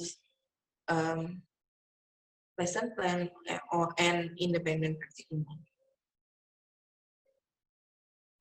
And if needed, the interview could be done to get more information from the student. So for observation sheet and also questionnaire sheet, they have to fill it out, the writer. This is the results and discussion of our research. The learning objectives we made, there are 6 of it. Students are able to define the photoelectric effect concepts. Students are able to find factors that influence the number of electrons released. Students are able to determine the magnitude of the threshold effect for each type of metal. Students are able to determine the maximum kinetic energy of electrons. Students are able to explain the kinetic energy relationship of electrons to the energy of incident light and the function of metal work. And lastly, students are able to explain the nature of light in the photoelectric effect event. And this is the performance of the PhET simulation. So you can see that there is virtual laboratory there, and also we can have graph provided by the simulation. So this is enough give them visualization of how photoelectric effect happens in the metal. This is the example of the lesson plan we have. Sorry, I have to use Bahasa Indonesia as our language in teaching. Still in Bahasa Indonesia, but you can see that we have some questions there to make students think and give their opinion. And this is the example of the independent module, practical module, so they can fill up the blank, and we give them instructions, and they will try it on the virtual laboratory. Then they will collect the data and answer the questions until they can conclude. For example, what is the factors affected the electron release from the metal? And this is the results. From the observation sheet, we have 73.2% students able to follow the learning. And for asynchronous, 93% students can follow can do the practical, the independent practical very well. And for the gross questionnaire, they said that 95% of the students told that this is helpful. So the lesson, they can grasp the concept better from the lesson. And then for asynchronous, 86.6% students say that it is helpful for them to understand the concept. And then for the evaluation test, there are 81.3% students that pass the grade, and also for asynchronous, all students can pass. This is the indicator of the effectiveness of the design we use for the activities. So minimum of 70% students were able to accomplish minimum of 70% of activities correctly based on observation. So you see here from the observation sheet, it's beyond 70%. It's also beyond. So for the first indicator, it means the designs are effective. And then for secondly, we have for the questionnaire, minimum 70% of students give positive feedback on at least 70% of statements and on questionnaires. So here we have more than 70% too. There are 95 and also 86.6. And for the evaluation test, we have an indicator of effectiveness that minimum 70% of students got a minimum evaluation score of 65 out of 100. So they all passed the 75 score. So we can conclude that both design of synchronous and asynchronous physics learning that integrate PhET simulation about photoelectric effects are effective to be implemented for undergraduate students. And we can recommend the synchronous and asynchronous physics learning using PhET simulations. Can also be developed for other physics materials and higher cognitive level. So we have a high thinking order right now, so you can also develop it for higher cognitive level. So this is our references.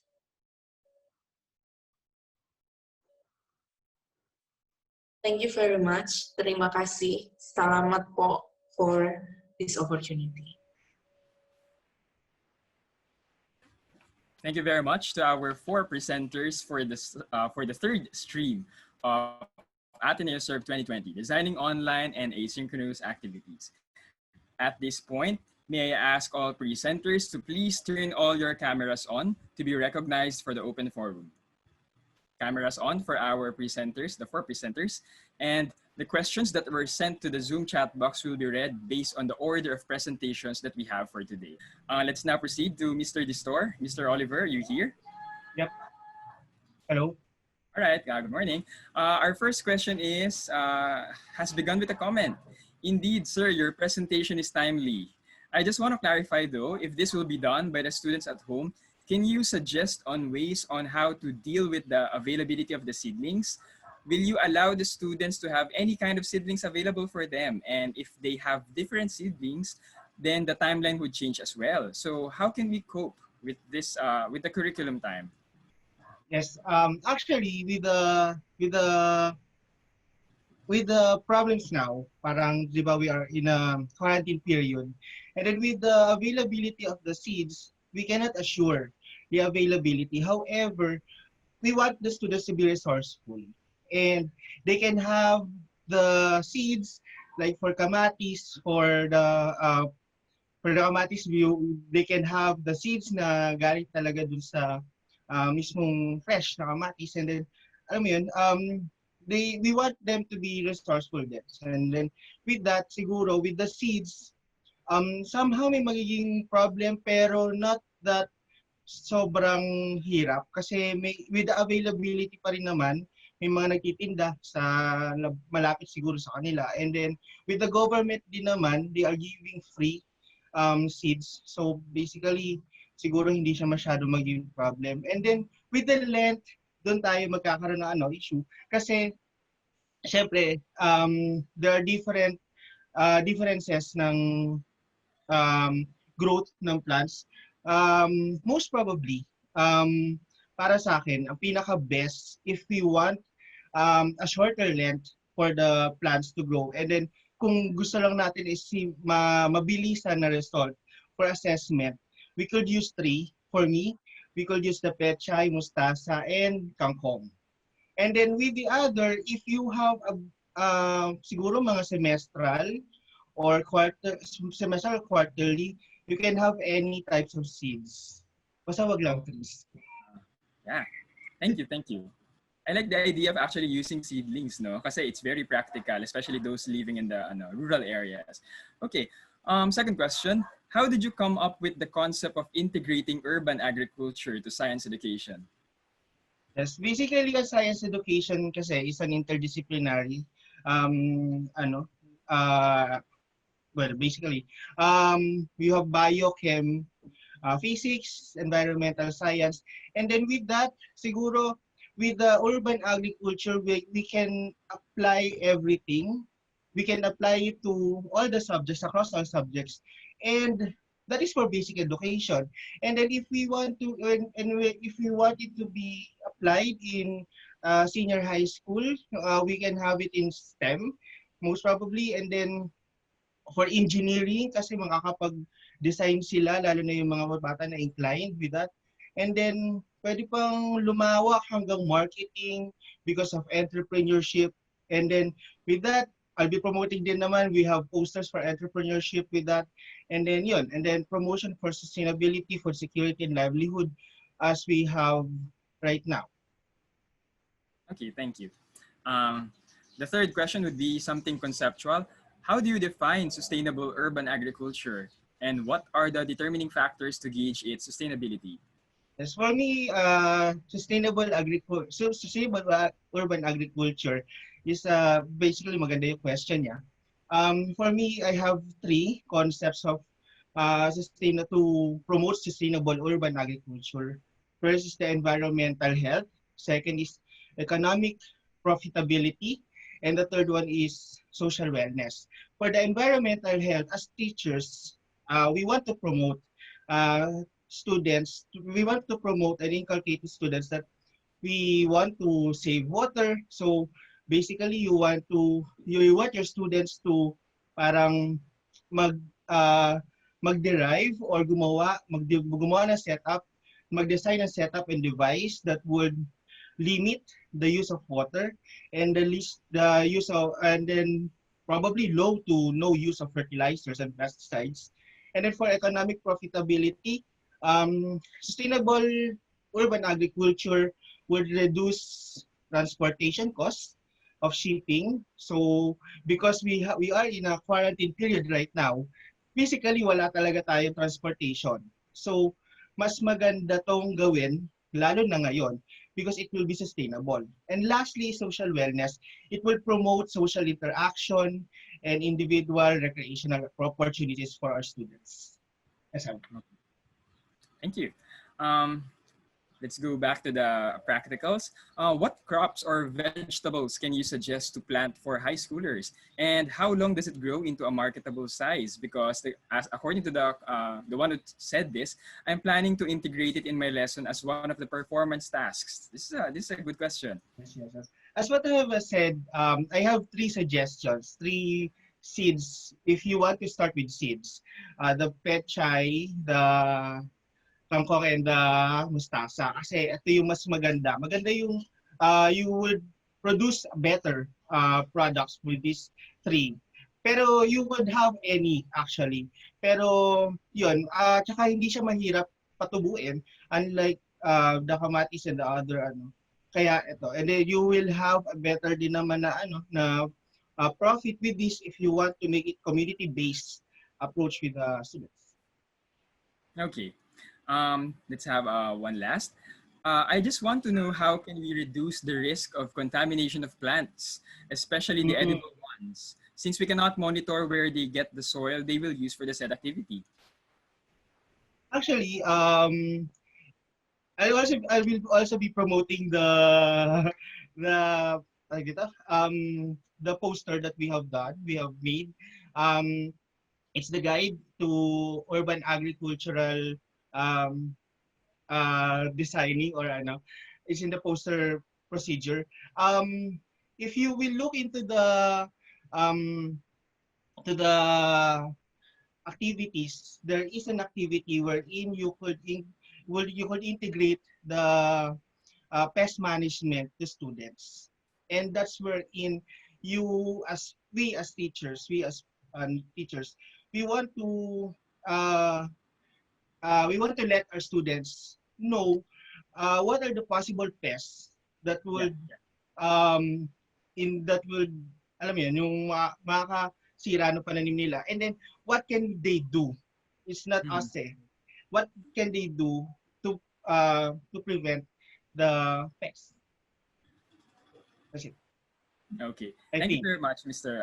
Oliver. Thank you. I think Mr. As you were saying a while ago, there are some questions which can be addressed or which could be what do you say? That can be addressed by the poster that you have prepared for us. So maybe some of those who are interested with this specific study can proceed to the virtual poster exhibit so that you can have a good view or a wider view, I mean, of this study. Again, thank you, Mr. Distor. Thank Let's you. now proceed to Ms. Mabagu.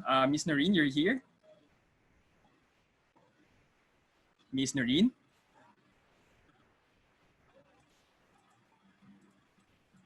Is Hello Ms. po. Yan, hello. Good morning. Okay. Let's have our first question. Can we use any kind of bottle that are available in our locality or in the remote areas? Hello. Hello. So again, the question was something about can they use a different kind of bottle because we've seen some cologne bottles in your study a while ago. Can we use other types of bottles? Yes, you may. Yes, you may use other bottles like, for example, glasses, even those we use in travel kits, the circular one. Perhaps you may use different use of bottles so that you can compare the curvature of those bottles if which one Yeah. is best used for the optical refraction. Yeah, and I think that different bottles as well have different properties that would cause the ability of light dispersion or dispersing of light. Yeah, that makes Yeah. sense. Ms. Mabago, there's another question. Thank you for giving us a very practical idea on teaching optics. Same comment. I'm just wondering how you were able to control the variables in your setup to make sure that your experimental setup is a fair one. Please enlighten us with regard to the challenges you have encountered, such that if we want to replicate it, then these flaws can be avoided, especially that this is done at home. Okay, like for example, for the refraction of light, using the different types of materials or substances. So the control setup there would be the size of the bottle. Like for example, if you're going to use a glass, so you have to have a common size of glasses, and then the materials would be different, so that you can compare the optical refraction of light with different densities of material, optical density of the material. And then for the second one, to know which particular one can bend the light most, you have different sizes of battles, but the material inside or substance is the same. Like for example, for the setup, I use only water as the substance inside. Okay, thank you very much. One last question for you, Ms. Noreen. I like the low cost factor of your design activity. Is it possible for us participants to get, say, teacher modules or learning materials for this? Um, yes, you may. I can send you the module or the material as long as my advisor allow me to do so.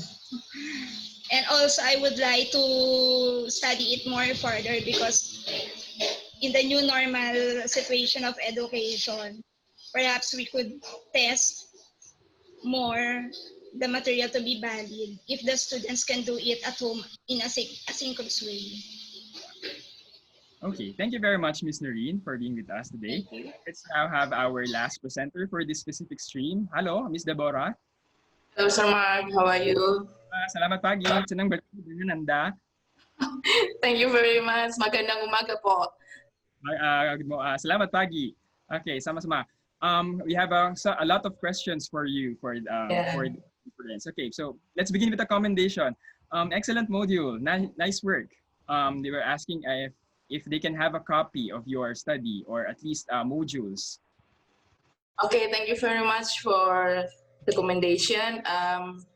Actually, I can give partly part of the module because now we are on our way to publish it for the university. So I cannot give all, and just please give me time to provide it in English because it's still in Bahasa Indonesia. I have to translate it first, and I can just give part of it, like for example, one activity, something like that. I hope it will be enough and helpful for the one who asked it. Okay, no worries, but we are looking forward to have copies of at least some of the modules. Anyway, let's have our second question. What are the caveats or downsides in using PET simulation? Say, have you encountered any challenge on the accessibility? I don't think that we have problems in accessing the PET simulation. Sarma, can I share my screen so I can show them how I get the easy access for? Sure. Okay. Mr. Paolo, can we provide access to Miss Deborah Sujito? Yeah. They already give me access. Okay. So this is the PET simulation, and I can, I don't know, you can see my screen right now, sir? Yes.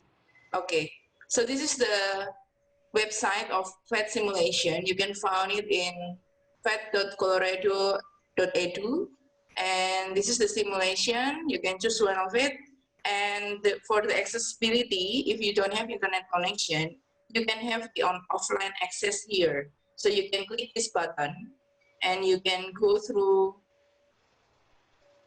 it and just choose. For example, you will use the desktop or laptop computer, and you can download it and operate it offline. So this is the way I do to my students, because we know that not all the students can get the good internet accessibility. But if you can do online, it will be better. Yeah, thank you so much. Okay, let's have another one. How did you get the data in synchronous and asynchronous learning? Okay, so I conducted this research before the pandemic. So now I present it just to bring new insight, and I would like the audience to think how to conduct it asynchronously. But I can give you also an example from my other class. So for the synchronous, I conduct it face to face. So in the usual classroom. But for the asynchronous learning, we can use Google Classroom, sorry, Google Classroom. And as for me, when I conducted this research, we still in the daily routine, not pandemic, so we can see each other. I just give them the module, and I just give them a deadline. You have to submit it on when. But for asynchronous learning that we can do now, I will also, once more, I will share my screen, sir. Sure. So this is the example. This is my example of the class. So I just put it in the Google Classroom here. This is pembiasan cahaya is light refraction. So I can give them in the Google Classroom like this. So we can assign to them, and then, sorry, this is just an example. So you can give the instruction here, the module. Contoh module is the example of the module, and you can also put the pet simulation here. So it's already one package, and they will submit it. For example, this is July 10. I asked them to submit it on July 10, something like that. So this is, and you can track your student work here. For example, here, one of them, you can see if they already do something like this. This is their screen. You can see until what part they feel they do the activity, something like that. Okay, sir. Okay, thank you. Okay. So the rest of the questions that we have here has something to do with comparisons. Like, does pet simulation give accurate or precise results, just like the actual model? I think so. So we don't have in our school we don't have the photoelectric effect laboratory equipments. Yes. But I ever tried to compare for the projectile motion. So for the projectile motion, there is the virtual laboratory in the PhET simulation, and also we have the laboratory equipment in our school. So when we compare it, it's almost the same. So you can really use PhET simulation. And what great from the PhET simulation is the University of Colorado upgrade it every 2 months. So it is a good equipment for us to use as a teacher. Okay. And last question for you. In what factors can you attribute why asynchronous have better passing rate than synchronous learning? Okay.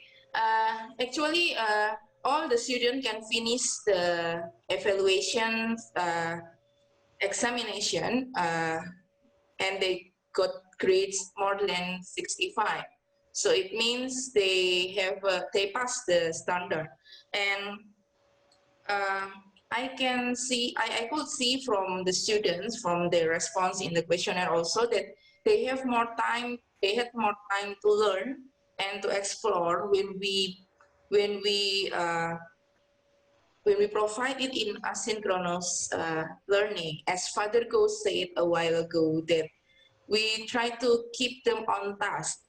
So that's why they can have time to for example, I don't understand this concept. I can redo it again and again. But in the synchronous lesson, the teacher was the one who operated the fact simulation. So it's hard for them to ask the teacher, so mom, can you please go back, something like that. So sometimes it's not easy for the student to ask us to redo something. But if you provide it in asynchronous lesson, they can explore as much as they want, and if they have difficulties, they can ask the teacher, and we can assist them to find the concept, and they found it helpful to help them understand the electric concept. Okay, that's it for today. Terima kasih banyak, Miss Deborah. Thank you. Thank you very much, Sir Mark. Regard for all the faculty member, especially Sir Ivan, Sir and Sir Joel also, and Ma'am Glad. Thank you very much. Terima kasih, sama-sama. All right, we have ended here the third stream rather for AteneoServe 2020. Now let's go now to the next one. From dealing with specific classroom experiences, we will zoom out and take a wider perspective in assessing the progress of science education in the Philippines. The fourth stream, entitled Where Are We in Science Education, involves three researches as follows.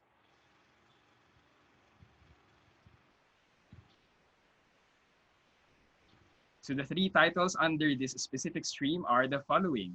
What do environmental literacy, environmental locus of control, and future orientation of STEM students tell us? To be presented by Ms. Princess Raimunda Gatan. We also have the development and validation of an achievement test on science process skills for grade 10 biology students, to be presented by Ms. Carla May Lapuz. And lastly, the spiral progression of the K-12 most essential learning competencies in junior high school geology subdomain, to be presented by Ms. Diane Makilan.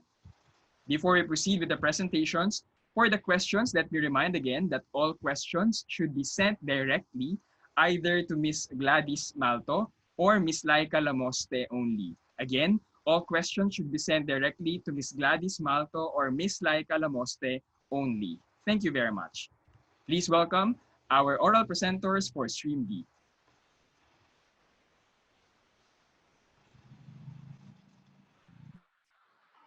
Hi, I am Princess Gatan from UPNISMED. I am here to present a practical study. What do environmental literacy, environmental locus of control, and future orientation of STEM students tell us? 3/4 of the Earth's land surface is under human pressure, and even the Philippines, which is rich in biodiversity, is under threat mostly from human activities. Here's a global footprint map presented by Venter and his team in their study.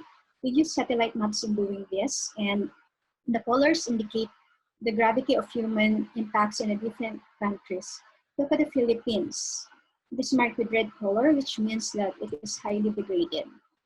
Well, Venter's study is validated by the closure of Boracay, which was, this happened last April 2018.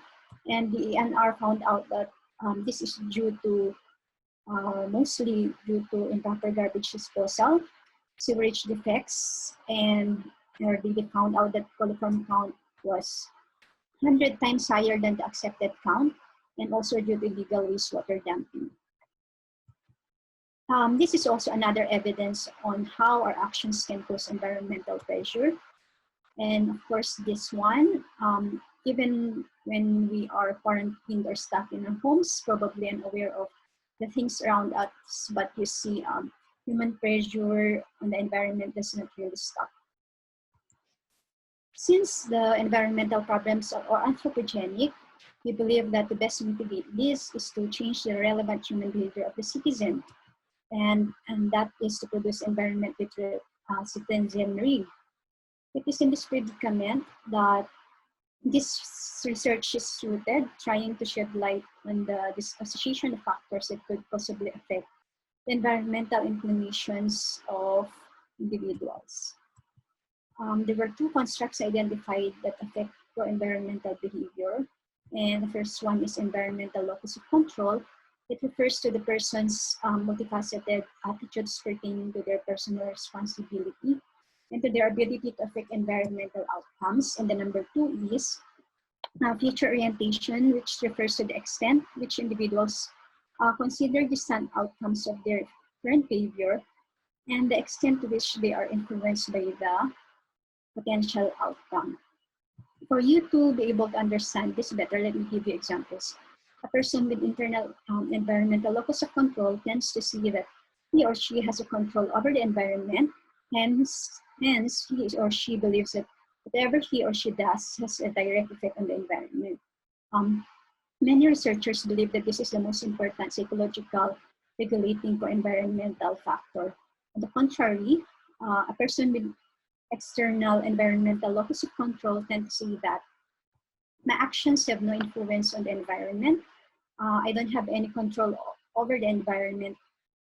And, it's like passing the responsibility to someone else. And then the last one is a future orientation. A person who is future oriented may choose an action that promises a significant but future reward, even if it involves paying a price at the moment. So it is an accepted fact that environmental problems are the adverse effects of unsustainable activities done in the past. So accordingly, it would be an advantage for a site to have a future-oriented citizenry, as they are more inclined to consider the effects of their behaviors toward the environment. The subject of this study were the STEM students. And why? Because they are expected to add to the scientific and scholarly workforce of the country. And many of them would be the future decision makers and key players, knowing that they will become the scientists, the doctors, and engineers in the future. This study probed into the status of STEM students' environmental literacy, environmental locus of control, and futures orientation. Also, it investigated the relationship among the environmental literacy, environmental locus of control, and future orientation. Here is a simple framework. Lines signify the relationship among the three factors. The total participants from this study was 512 public school students, grade 11 and 12 under the STEM track, the division of Quezon City.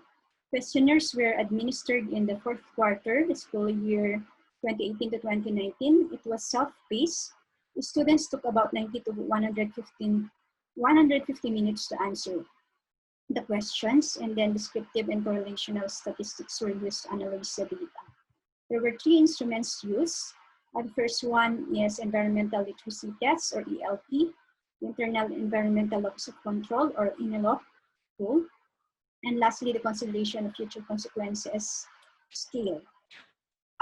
They were all adapted and modified to fit the Philippine setting. They were pilot tested, and the reliability of the items showed that Cronbach's alpha 0.70 and up.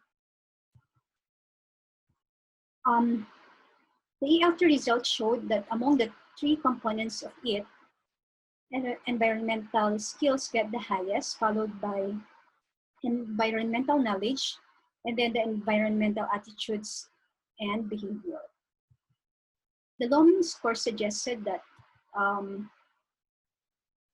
the STEM students either failed to retain environmental concepts taught, or the students did not have a good grasp of the environmental concepts taught to them.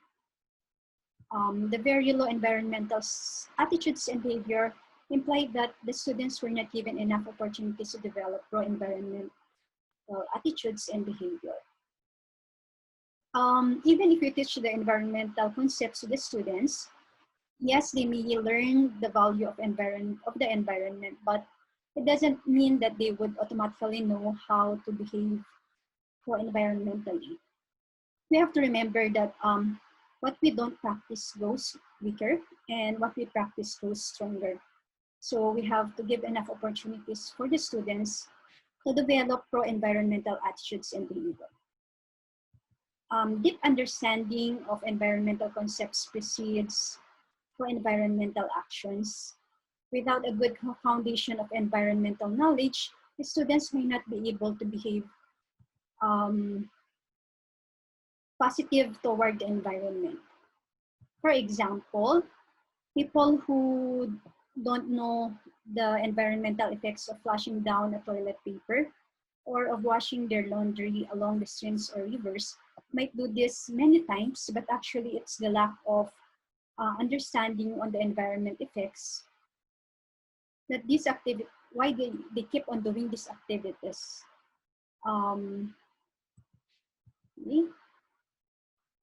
The students being constantly honed through their science, technological, engineering, and mathematical courses could have resulted to high environmental skills. And it would be good if these are utilized in environmental problem solving in the community to make the activities relatable and authentic. This is the result of INELOC. As you can see, recycling attitudes get the highest while advocating for the environment get the lowest.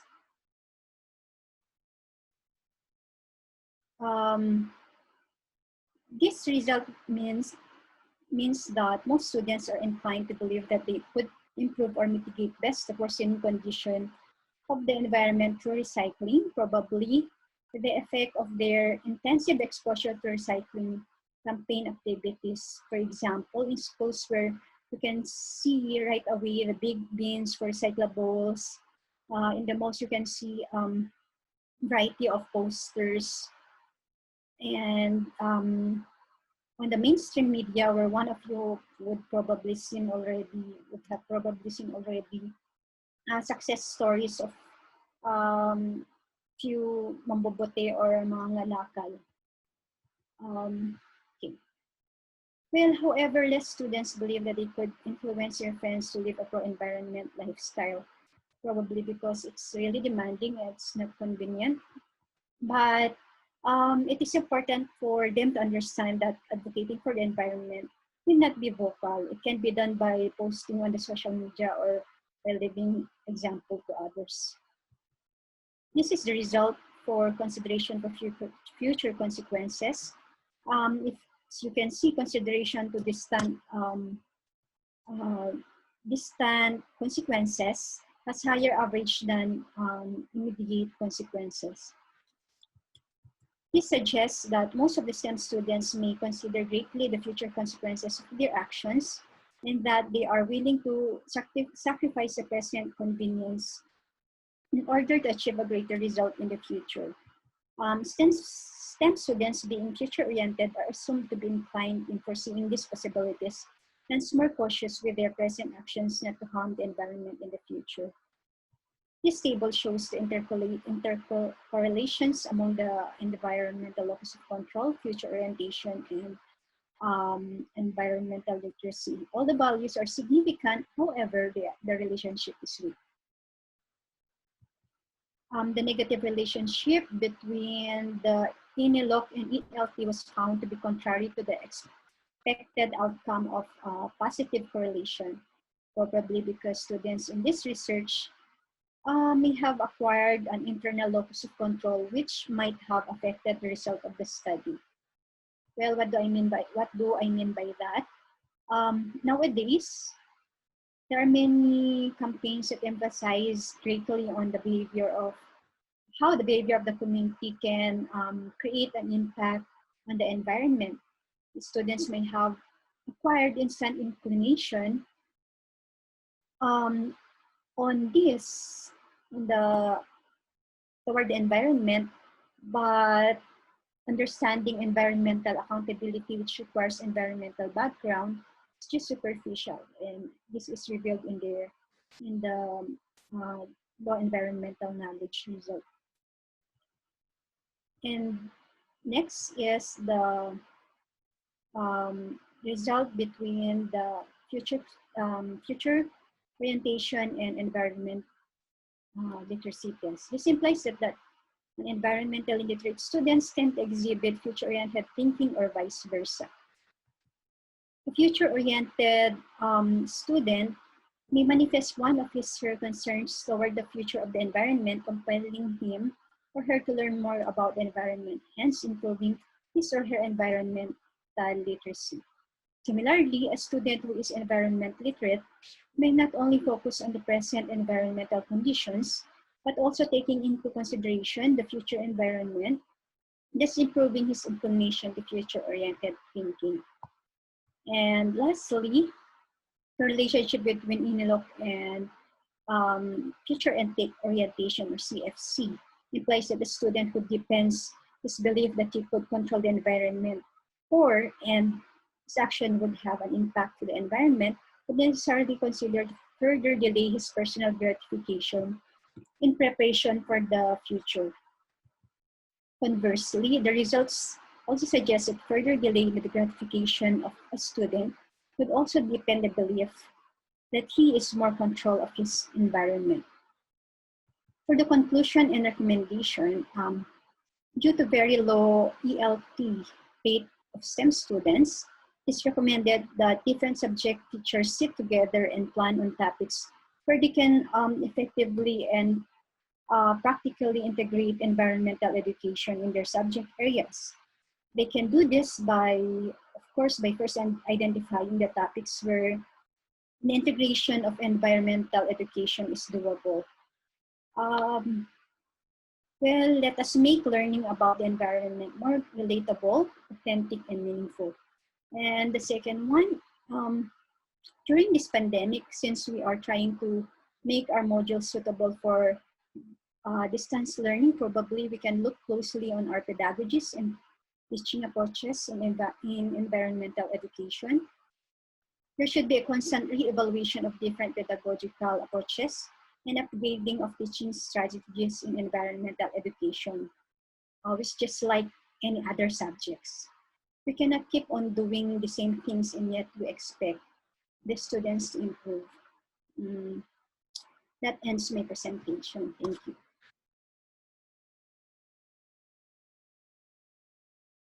Everyone, good morning. I am Carla May Villa Puz, and I'm here to present to you my research paper entitled The Development and Validation of an Achievement Test on Science Process Skills for Grade 10 Biology Students. So let us start. So for introduction, we all know that science is the search for knowledge. It is a collection and organized way of learning natural phenomena. According to Kumari and Rao, science is both a process and product. Since science is a process, it is important that people, especially students, get to know what are the different science process skills. Here in the Philippines, K-12 program was launched last 2013. K-12 program caters to the education of students from kindergarten up to grade 12. The rise of the new curriculum demands for new assessments that will help teachers to create an effective learning process for the students. Why focus on biology?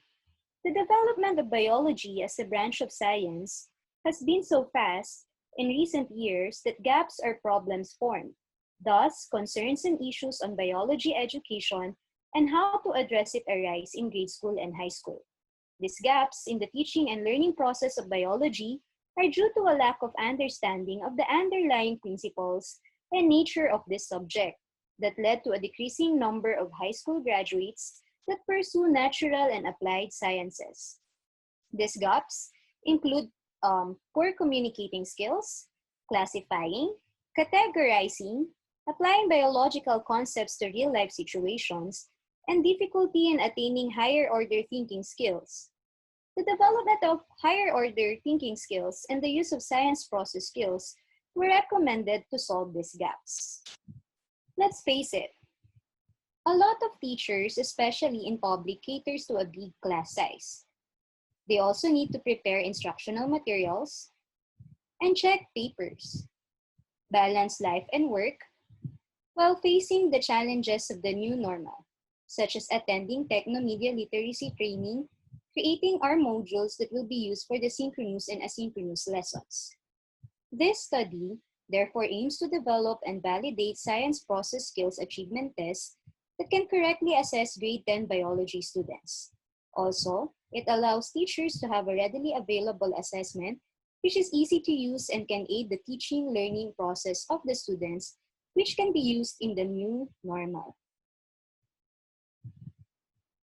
So let's go to the objectives. In order to determine the validity and reliability of the developed science process skills test for grade 10 students, the following objectives are made. Number 1, develop a hands-on and pen and paper exam that is based on the learning competencies for each science process skills. Number 2, create test items that is within the accepted value for validity and reliability. For the conceptual framework, it was developed based on the review of related literature, which is related to characteristics of a good test, science process skills, and serves as a basis to explain the relationship between variables in this study. The achievement test items are anchored with science process skills, which will be later on be tested for validity, reliability, fairness, and usability, which are considered to be the characteristics of a good test. For methodology, the participants in this study are high school students. The participants is composed of grade 10 students taking up biology lessons from the third quarter topics from the Science Curriculum Guide of the Department of Education. For the research procedure, the achievement test was developed through creating a table of specification and writing of test questions. After creating the achievement test, 10 experts in the area of science checked and validated the content of the TOS and test questions. Based from their comments, TOS and test questions were revised. The developed achievement test was pilot tested to the grade 10 students. The results of the achievement test was then validated through concurrent validity, predictive validity, and construct validity. The reliability of the SPSAT was done through item analysis to check the reliability of the test items, and internal consistency of the test items were done using the Cronbach Alpha. Teachers and students answered an open-ended questionnaire to check the rate of usability and fairness. Then lastly, results were analyzed to create a concrete conclusion. To show you a sample question that was used in this study, I'll be using an online application called Google Forms. There are a lot of online applications that will allow you to test your students, such as Quizzes, Quizlet, Kahoot, Socrative, Flickrs, and many more applications. But in this presentation, we will be using Google Forms. I know a lot of you are already familiar with Google Forms. You can use Google Forms if you are going to make a survey or quizzes that can be shared with the students and see the results of their grades right away. You can use this especially in our current setup wherein education is through online learning. You can easily access the Google Form by logging in into your Gmail account or Google account. You will see on the upper right portion this icon. Then click it. Scroll down and you will see the Google Forms icon. So I have here a sample question from the Science Process Skills Achievement Test using Google Forms. Question number 1, as seen in the picture, is under the Science Process Skills Interpreting Data. I also have here sample questions that make use of a picture and table that shows data that allows students to create inference, which allows the students to draw conclusions and explain events based from the collected data. For the hands-on part, I have here a data of Metro Manila Air Quality Index. I asked the students to make their own hypothesis, create a graph using the data from the table, and make their own experimental design. So once you click the responses, you will see the answers or response of your students. As you can see, it is already checked. And there, the short answer of the students from the short response questions. Now that you have seen examples of the questions from the Science Process Skills Achievement Test, let's now go to the presentation of the data. Table 1 shows the instrument's content validity. The 10 science experts answered a series of questions that were divided into 4 criteria. All of the criteria got a mean of 4.5 and above, which means that the descriptor is very evident.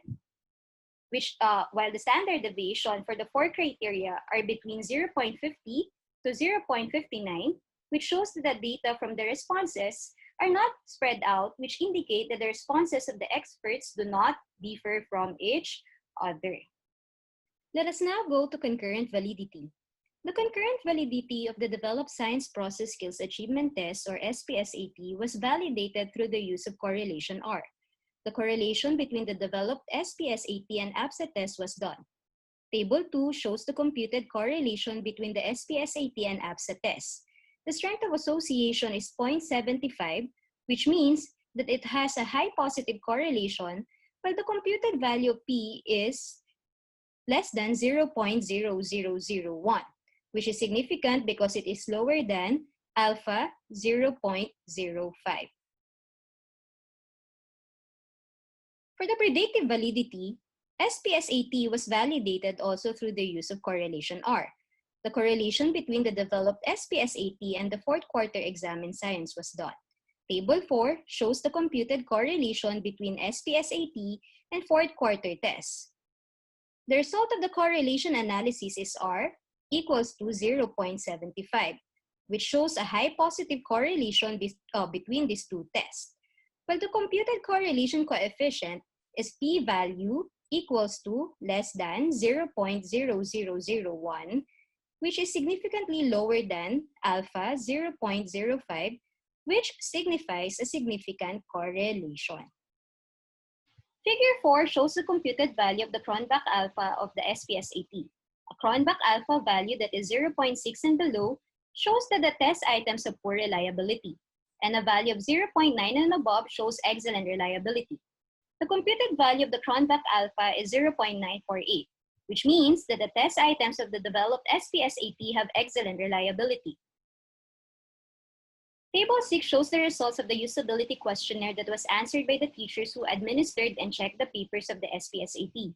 There are 9 criteria that is related with the usability, which talks about the practicality of using the SPSAT in the classroom during the exam. The criteria got a 4 to 5 mean, which means that the criteria is evident to very evident.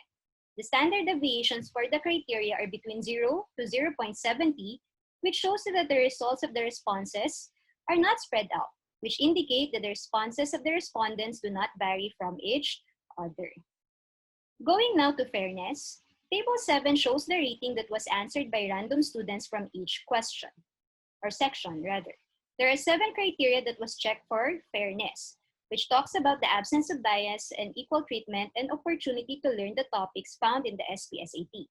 The mean ranges from 4.11 to 4.88, which means that the descriptor is evident to very evident. The standard deviations for the criteria are between 0.3 to 0.80, which shows that the data are not spread out, which indicate that the respondents or the responses of the respondents were homogeneous from each other. And now, for conclusion, the Developed Science Process Skills Achievement Test, or SPSAT, showed a high degree of validity and reliability. Also, the SPSAT showed a high rate of usability and fairness due to a very evident result on the questionnaire. The following are the recommendations for the study.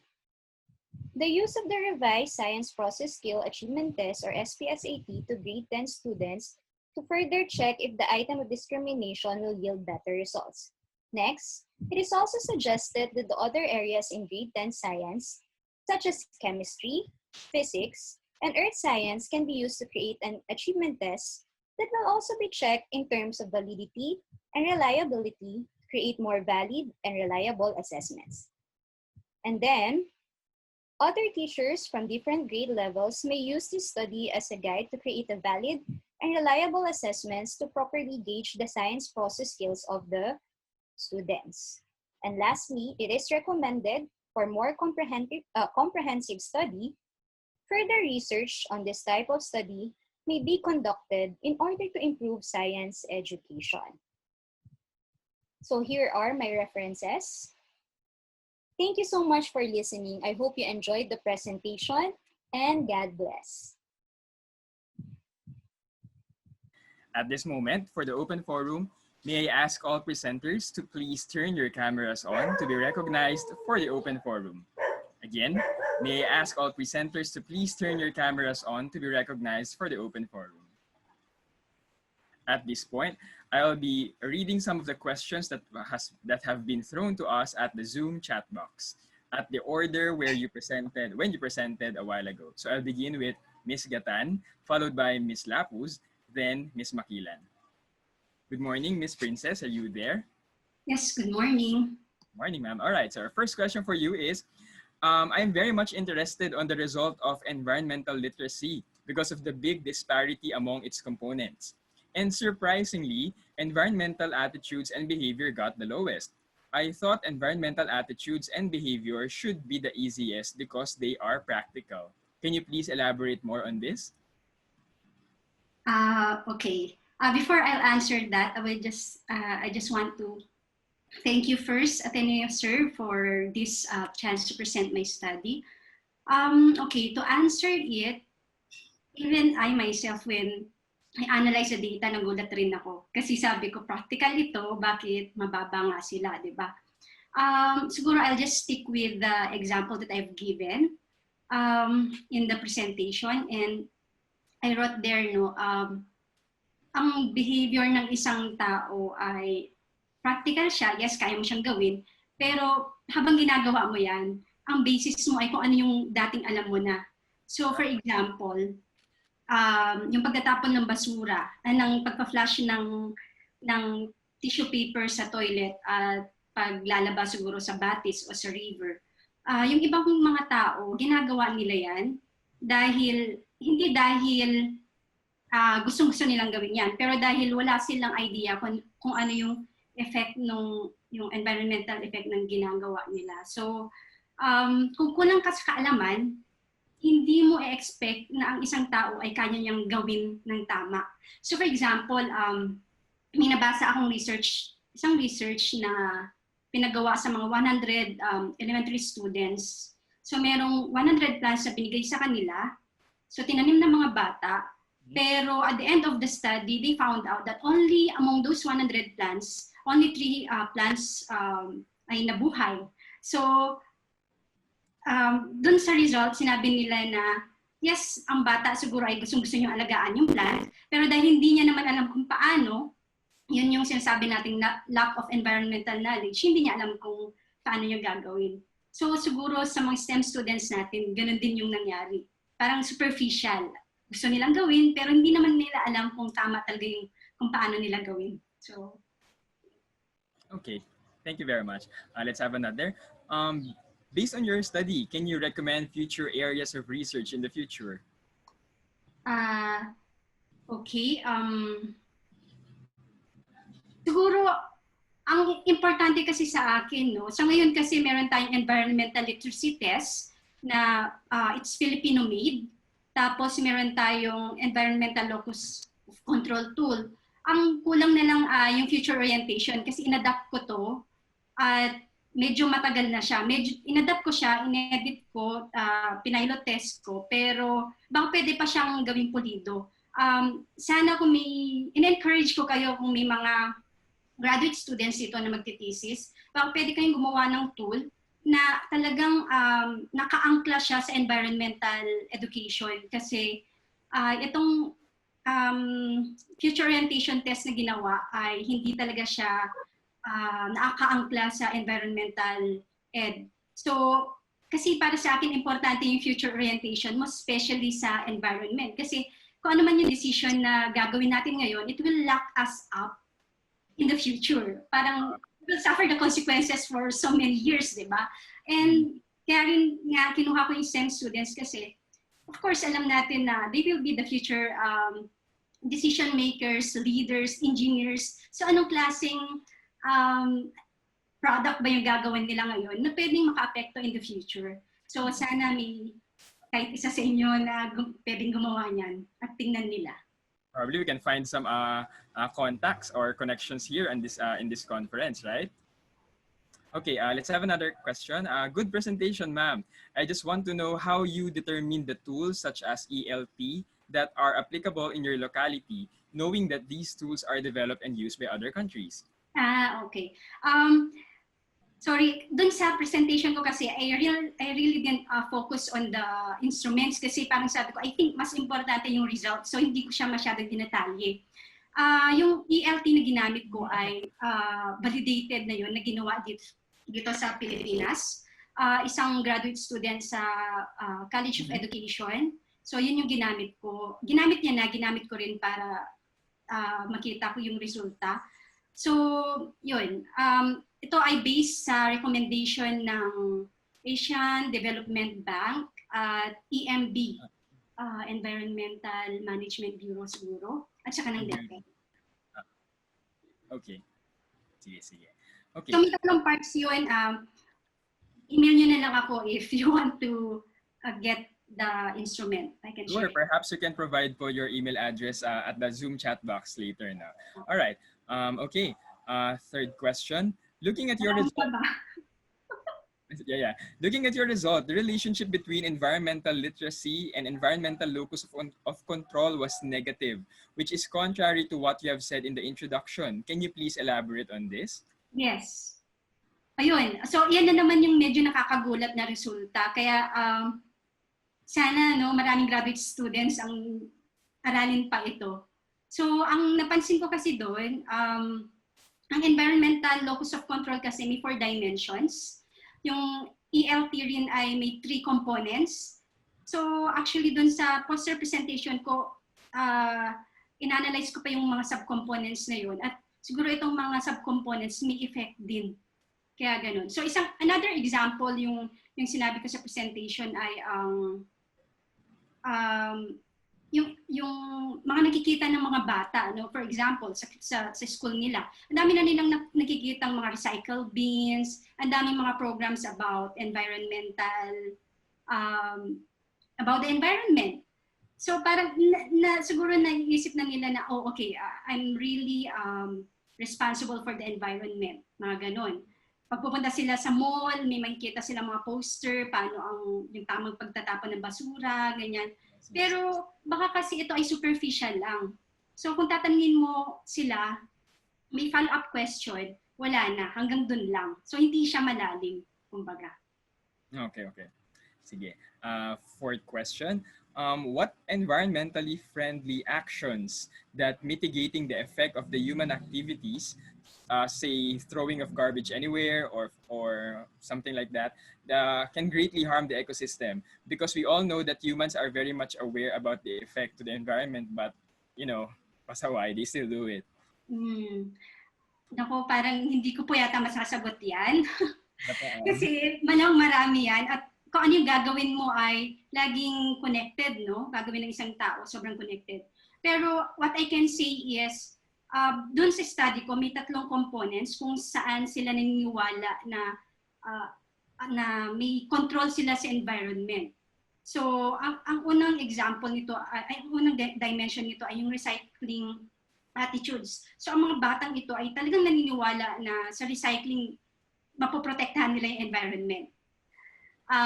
Tapos merong yung advocacy naman, yun yung pinakamababa. Hindi sila naniniwala. Parang hindi naman sila hindi naniniwala, pero konti lang sa kanila na pag mag-advocate ko yung environment, makakatulong ako sa environment.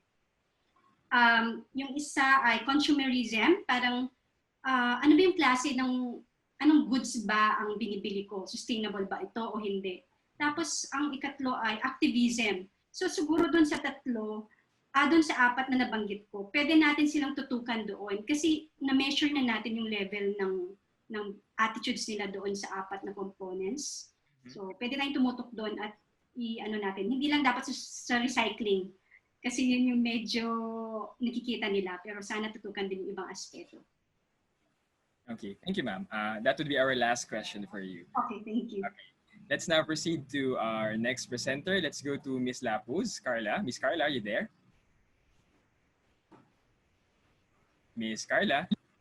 Can you hear me? Hi, all right, good morning. Okay, it's actually good afternoon. It's already noontime. All right. Were there dimensions of science process skill achievement test found while you analyze the data? Kasi this could be another part of future study. I agree. Okay, thank you for that question po. So actually, as I did the data collection, what I noticed is when I did the reliability, to test the reliability of the test items by doing the item analysis, I think there are 2 items that has a very low item discrimination. So it has to be modified or that the test items has to be changed. That's why it's part of the recommendation so that maybe after revising the test items, it can give much more reliable results when it comes to the item discrimination index. That is one. And then as I did also the research, I think as I mentioned, I have the usability, right? So the teachers who check the test papers and who proctored the test, they have one comment actually that they have a comment about the rubrics. So we actually fixed the rubric so that it's easier to check, something like that. So I think that's it. That's the only thing that I was able to observe while I was analyzing the data. Thank you so much. Okay, thank you as well. Last question for you. Why have you considered science process skills in your study? In reality, usually, content knowledge is just measured, and this might be more practical, I think, in this given pandemic. Actually, that's the problem right now. As I did the research, as I did the readings and such, I have seen that one common problem right now in science education is that the exam focuses on content knowledge rather than focusing on enhancing the scientific process skills. Because if we're going to focus on content knowledge only, it will lead to the decline of scientific literacy. I think there are studies that mentions that the Philippines, we have really low grades when it comes to international and national examinations. So that's why I wanted to focus on um, developing the science process skills, because remember, assessment is part of the teaching and learning process. In order to achieve a successful teaching and learning process, you need objectives, instructional materials, and the assessments to be they need to support one another. So that's why I wanted to focus on assessment. And if you're going to look at the assessment that I made, don't worry, it's very cost effective. It's only multiple choice items and then the hands-on activity. You do not need any materials. You can actually do this while we are currently experiencing the new normal in education. So you do not need laboratory materials in order to test the science process skills. You only need a pen and paper. That's it. That's For nice. the science process skills achievement test. Thank you so much. Yeah, I think that makes sense because it doesn't mean that only content knowledge is important, because all aspects are necessary to measure the overall assessment of a student. Thank you, Ms. Lapus. Okay. Um, we are over time. We are 10 minutes beyond our expected time, but regardless, I think our presenters deserve a warm round of applause. So can you please go to your reaction pane and give them a big virtual clap. Everyone, please, a round of applause. Thank you very much. Okay, I hear some stomachs grumbling by this time. It's okay. We have reached the end of today's program. Thank you very much, Father Johnny Go, and to our presenters for allowing us science teachers to see science education through different lenses.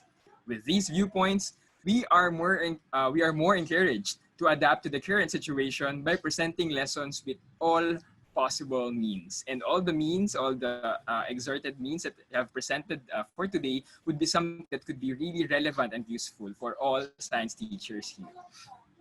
Before you leave, kindly access the evaluation from the link shown on your screen. Your certificate of attendance will only be given upon accomplishment of the form from this link until 5 p.m. today. Clarification, this evaluation will only be made available for those who are successful participants of the Zoom conference. The link is on your screen, bit.ly/AteneoServe.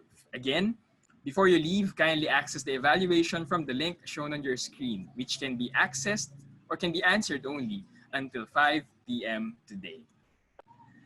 Let us share your thoughts by posting your takeaways from today's session by sharing online with the hashtag AteneoServe. All of your posts, hashtag AteneoServe, can be read if like our Facebook page for updates at facebook.com/AteneoServe. So again, your posts kindly